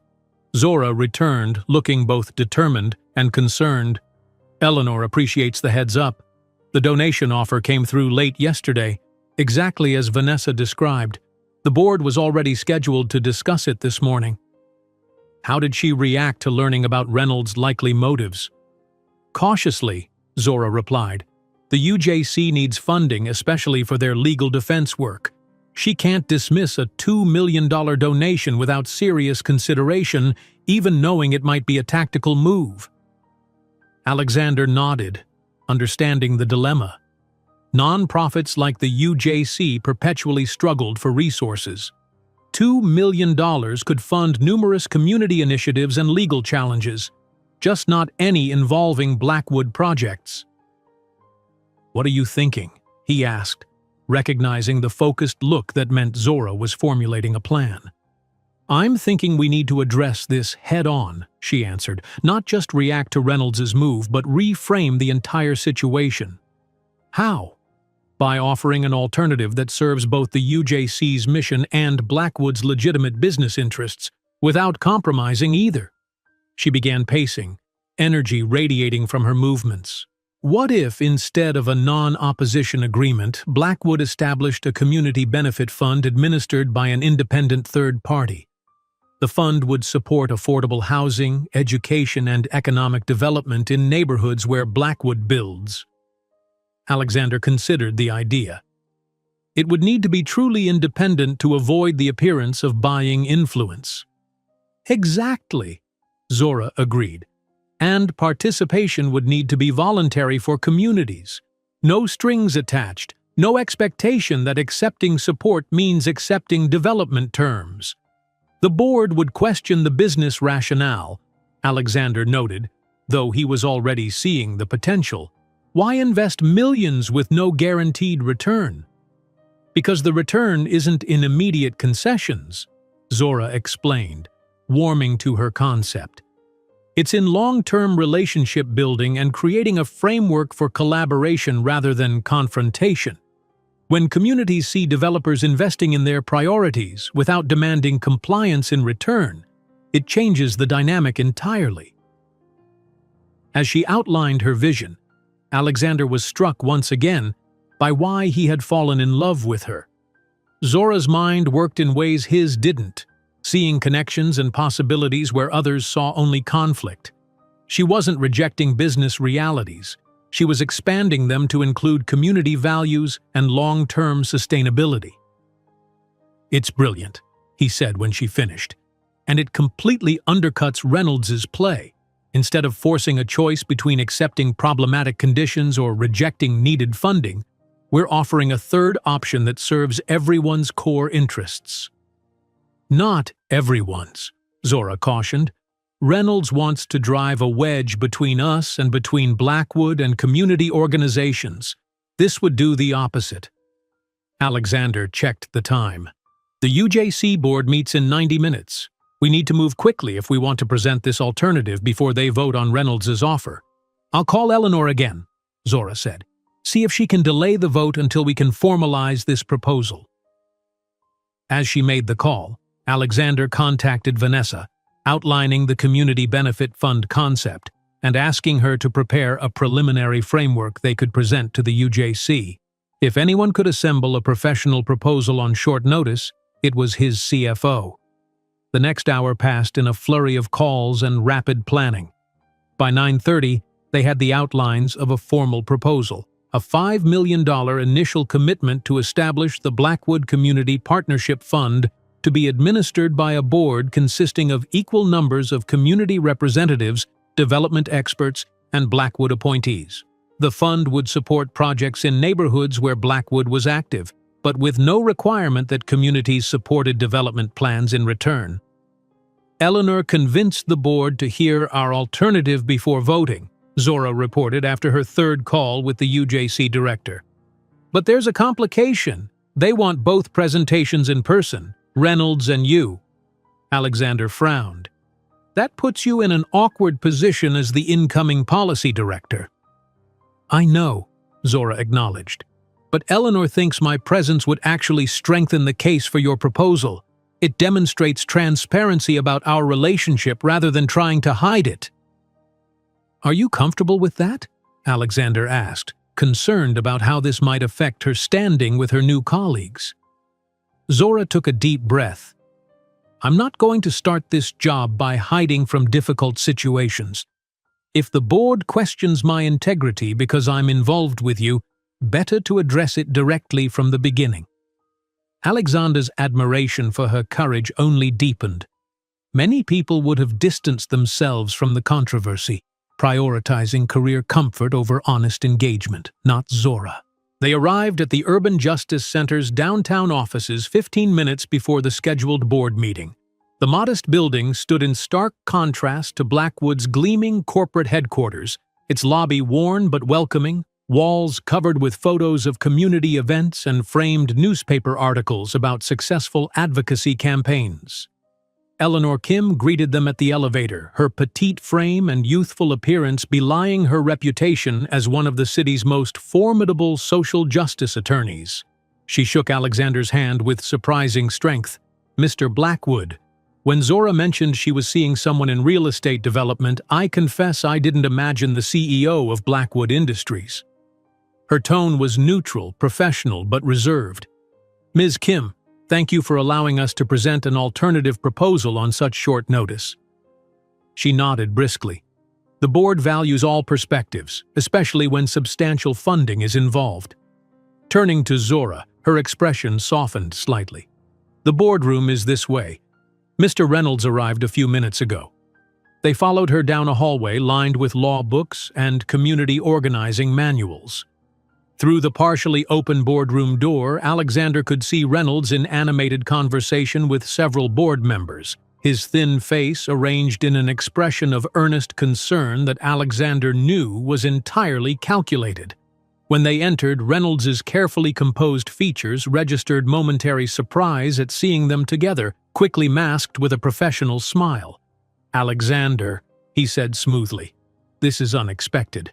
I wasn't aware you had business with the Urban Justice Center today. Martin, Alexander replied with equal poise. I understand you're proposing a donation to the UJC on behalf of Blackwood Industries. As CEO, I thought I should be present for such discussions. A flicker of annoyance crossed Reynolds' face at having his narrative challenged so directly. My proposal comes from the Community Engagement Committee I chair, he clarified, a committee you authorized. With certain parameters, Alexander countered, parameters I believe your current offer exceeds. Eleanor Kim intervened before the corporate tension could escalate further. Gentlemen, the board is ready to hear both presentations. Mr. Reynolds will present first, followed by Mr. Blackwood. Ms. Hayes will then address any questions about potential conflicts of interest given her incoming position with us. The boardroom held a long table surrounded by 12 people of diverse backgrounds and ages, attorneys, community organizers, and former government officials who now guided the UJC's strategic direction. They regarded the corporate visitors with varying degrees of skepticism and interest. Reynolds's presentation was polished and persuasive. He spoke eloquently about Blackwood's commitment to productive dialogue with community organizations, positioning the donation and non-opposition agreement as a foundation for a new relationship rather than a restriction. $2 million could fund 10 major legal challenges, he reminded them. Or it could establish the beginning of a collaborative approach that serves both corporate and community interests. All we ask is a 3-year commitment to engage in good faith dialogue before opposing our projects, a cooling-off period for productive conversation rather than immediate adversarial positioning. Several board members nodded, clearly seeing the practical benefits of the offer despite its obvious constraints. Alexander noted which ones seemed most receptive, mentally preparing to address their specific concerns. When his turn came, Alexander began not with the details of his counter-proposal, but with a direct acknowledgement of the elephant in the room. "I want to start by addressing what I suspect many of you are thinking," he said. "Yes, I'm in a relationship with Zora Hayes, your incoming policy director, and yes, that creates potential conflicts that require careful navigation.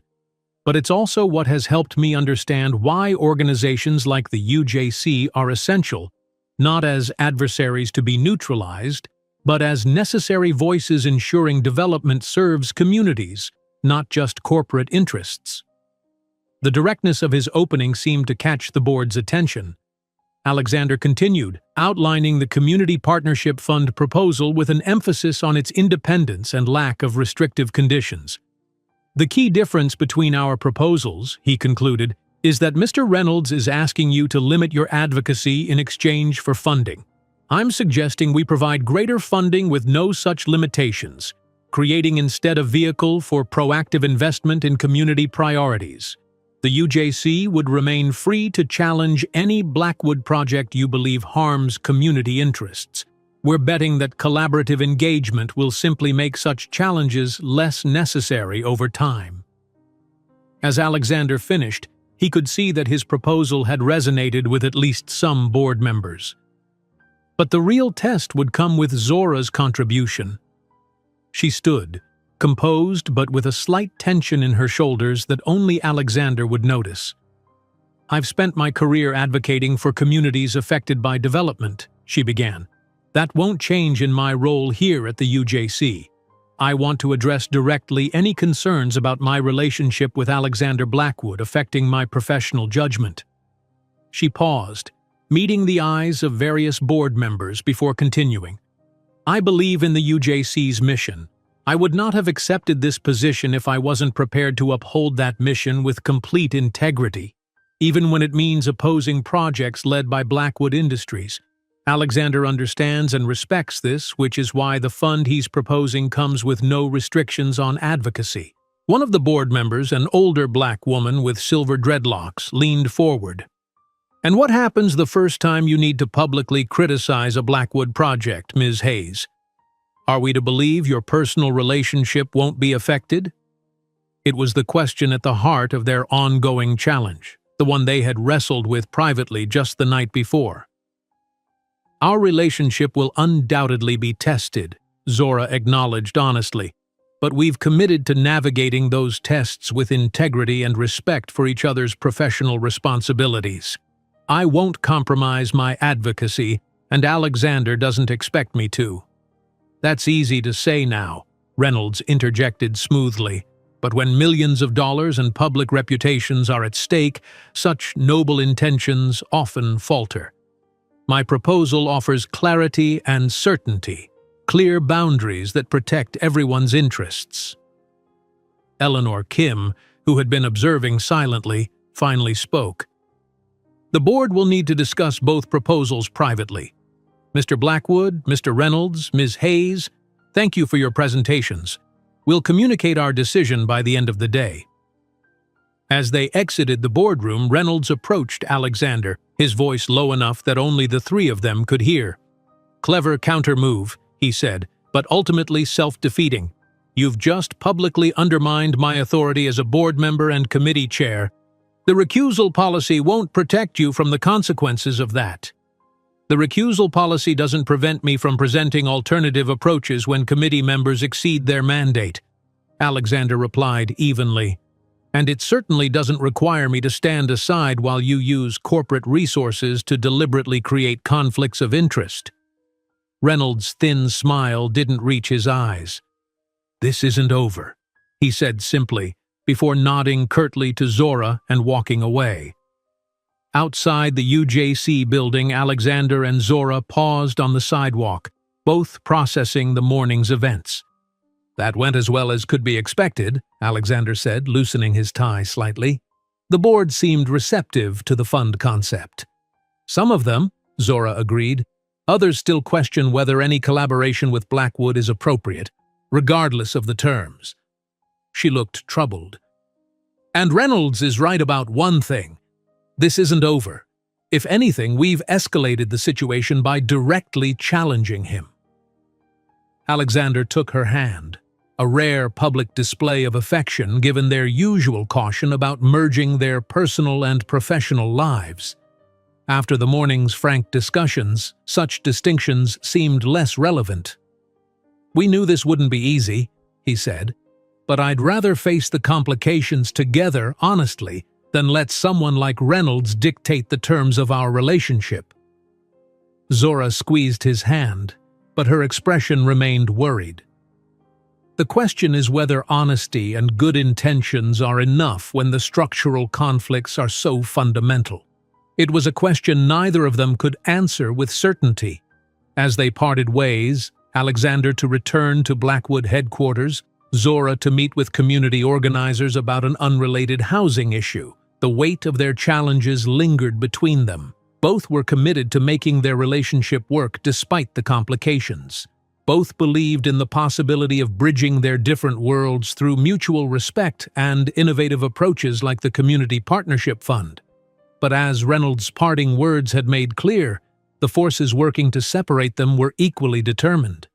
The coming days would determine whether love could truly transcend the deep-seated conflicts between corporate power and community advocacy, or whether some divisions were simply too fundamental to overcome, regardless of personal feelings.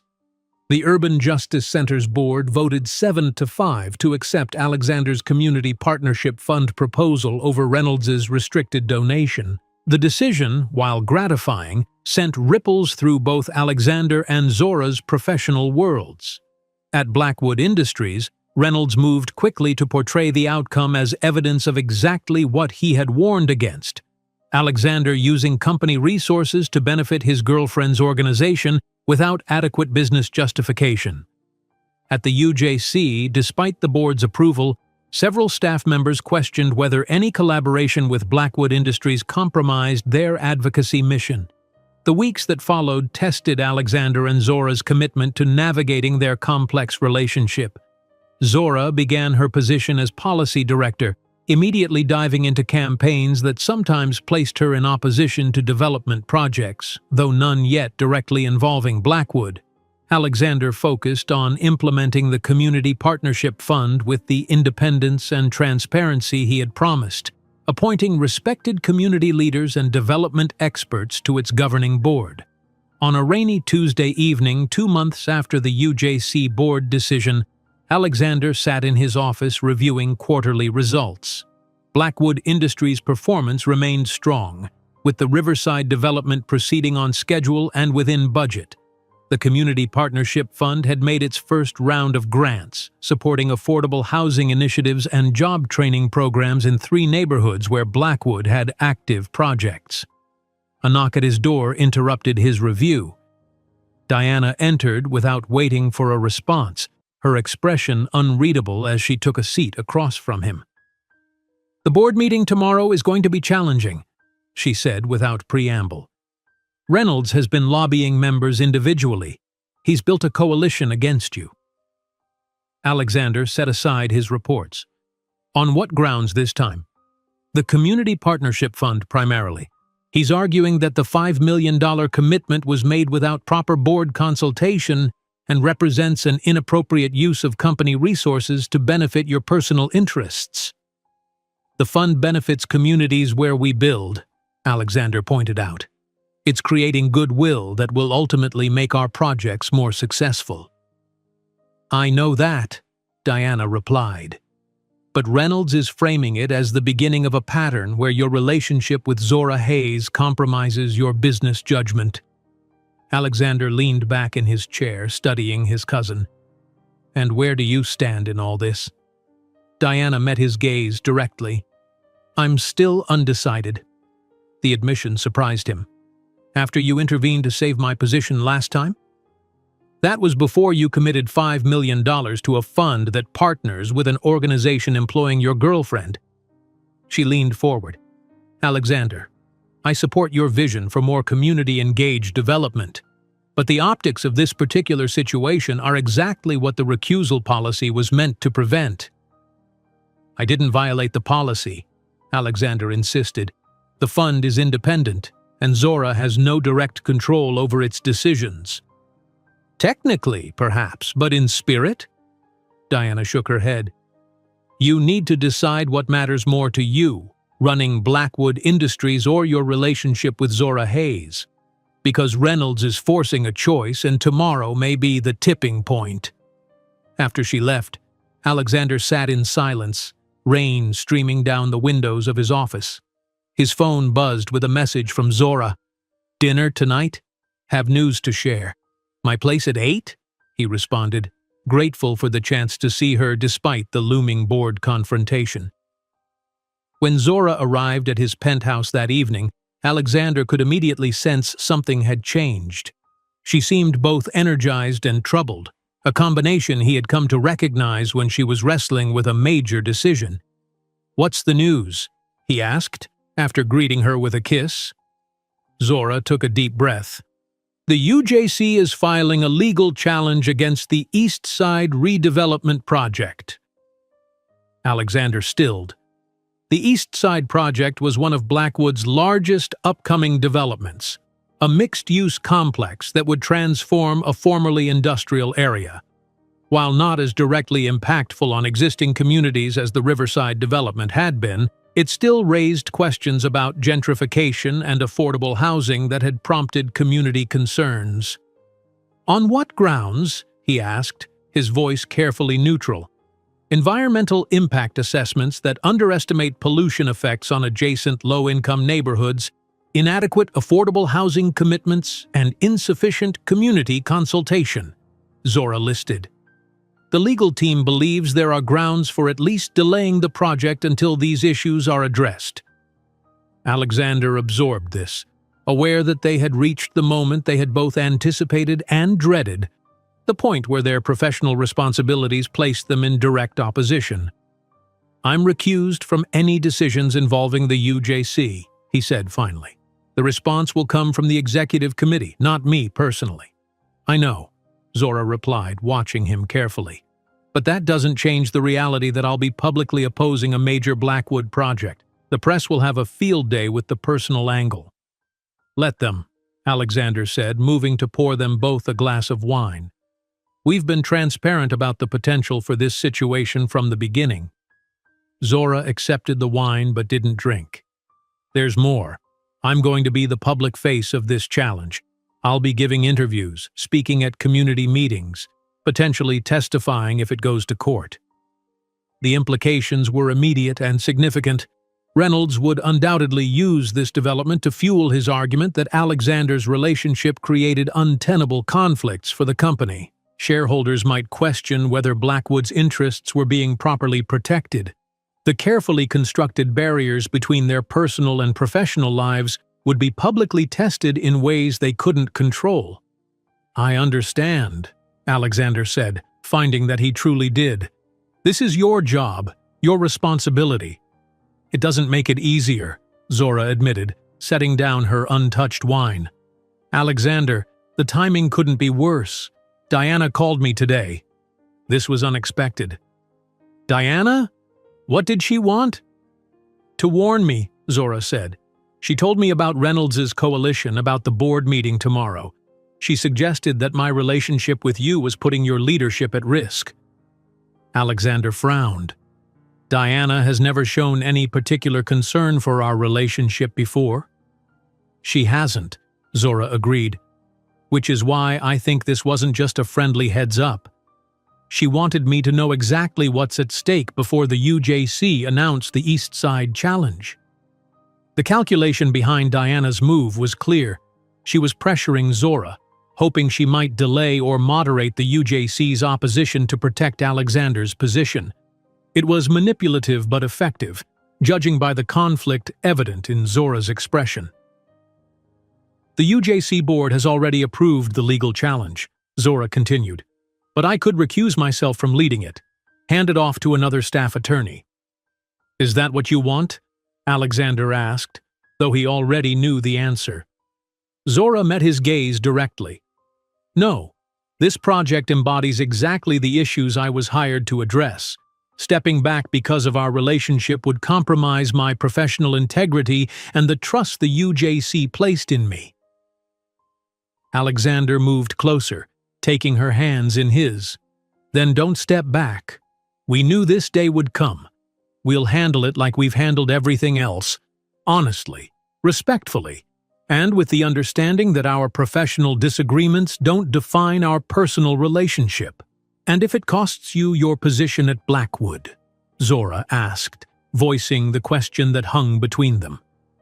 The possibility had been circling Alexander's thoughts since Diana's visit. If Reynolds succeeded in turning the board against him, he could lose control of the company he had built from nothing, his life's work, his mother's legacy, the vehicle through which he had intended to create lasting change. Then I'll find another way to pursue the vision that matters to me, he said with a certainty that surprised them both.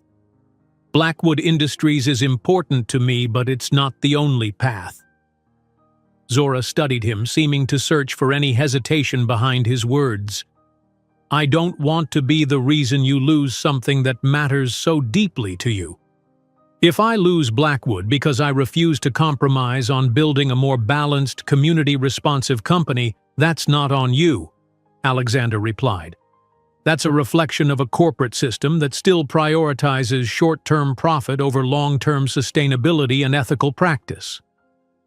They stood together in his kitchen, the rain still streaming down the windows, creating a cocoon of intimacy despite the professional storm gathering around them. In that moment, Alexander realized how profoundly his priorities had shifted since meeting Zora. The prospect of losing control of Blackwood still pained him, but it no longer terrified him the way it once would have. Stay tonight? He asked simply. Yes, she answered, equally simply. Later, lying together in the darkness of his bedroom, Zora voiced the question that had been forming between them. Where do we go from here, Alexander? If tomorrow's board meeting goes against you, if the East Side Challenge creates the public controversy we're expecting, what happens to us? He considered his answer carefully, wanting to be honest without adding to her burden. I think we keep doing what we've been doing, navigating each challenge as it comes, respecting each other's boundaries and responsibilities, finding creative solutions where we can. And when we can't find those solutions, she pressed, when the conflicts are irreconcilable, then we make the hard choices together, he said. But Zora, I don't believe our fundamental values are as opposed as the systems we work within make them seem. We both want development that serves communities rather than displacing them. We both believe in balancing profit with purpose. We're just approaching those goals from different directions. She turned to face him in the darkness, her hand finding his. I believe that too, but I'm not sure the world is ready for what we're trying to build between us. The vulnerability in her voice matched his own feelings precisely. They were attempting something that defied conventional categories and expectations, a relationship that bridged divides most people considered unbridgeable. Then we'll help the world catch up, Alexander said, though he understood the naivety such confidence might seem to suggest. Starting with tomorrow's board meeting. What will you tell them? Zora asked. The truth, he replied, that I believe Blackwood Industries can evolve to be both profitable and responsible, that the Community Partnership Fund represents that evolution, and that my personal relationship with you has helped me see opportunities I might have missed, but hasn't compromised my commitment to the company's success.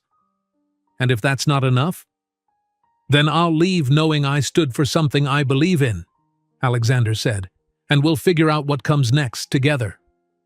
The board meeting the next day unfolded much as Diana had warned.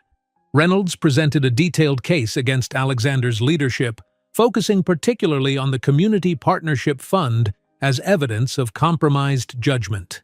The coalition he had built included several key board members, including Chairman Harmon. When Alexander's turn to respond came, he spoke with a clarity and conviction that surprised even his closest allies. "Blackwood Industries stands at a crossroads," he began. "We can continue pursuing development that maximizes short-term profit at the expense of community relationships and sustainable growth. Or we can evolve into a company that balances profit with purpose, that sees communities as partners rather than obstacles." He addressed the criticisms of the Community Partnership Fund directly, presenting data on improved community relations and expedited approvals for projects in neighborhoods where the fund had invested. "My relationship with Zora Hayes has been presented as a liability," he continued. "I see it differently. Through Zora, I've gained insights into community perspectives that have made me a more effective leader, one who recognizes that truly successful development requires engagement, not imposition." As the debate continued, Alexander noticed Diana watching him with an unreadable expression. When the time came for board members to speak, she requested the floor. "My cousin and I have not always seen eye to eye on the direction of this company," she began. "I've been skeptical of his recent emphasis on community engagement, concerned that it might dilute our focus on shareholder returns." Reynolds nodded along, clearly expecting Diana's support for his position. "However," she continued, "the results speak for themselves. The Riverside development, despite its community accommodations, remains on track to deliver returns within our target range. The Community Partnership Fund has reduced opposition to 3 other projects, potentially saving millions in legal and delay costs." Diana turned to face Reynolds directly. "This isn't about protecting Blackwood's interests. This is about a fundamental disagreement over what kind of company we should be. And on that question, I find myself aligning with Alexander's vision, not yours." Her unexpected support shifted the boardroom dynamics. The final vote was 8-6 in Alexander's favor, a narrow margin that reflected the genuine divisions within the company, but a victory nonetheless. As board members filed out, Diana approached Alexander. "Don't mistake this for unconditional support," she said, echoing her words from months before. "I still have concerns about your relationship with Zora, especially with this East Side challenge looming, but I believe your vision for Blackwood is the right one for the future." "Thank you," Alexander said sincerely, "for seeing beyond the immediate conflicts to the longer-term potential." "Just be careful," Diana warned. "Today's victory doesn't mean the questions about conflicts of interest are resolved. If anything, they'll intensify once the UJC challenge becomes public." She was right, of course. The coming weeks and months would bring new tests, new moments where Alexander and Zora's professional responsibilities would pull them in opposing directions. There would be public scrutiny, private doubts, and no guarantee that their relationship could withstand the pressures. But as Alexander left the boardroom, he felt a certainty that had been building since that first meeting with Zora in his office hallway. Whatever challenges lay ahead, the journey they had begun together, the bridge they were building between their different worlds, was worth the struggle. That evening he met Zora at her community center where she was helping teenagers with college applications. The same work she had been doing the day they first met. She looked up when he entered, a question in her eyes. "I'm still CEO," he said simply.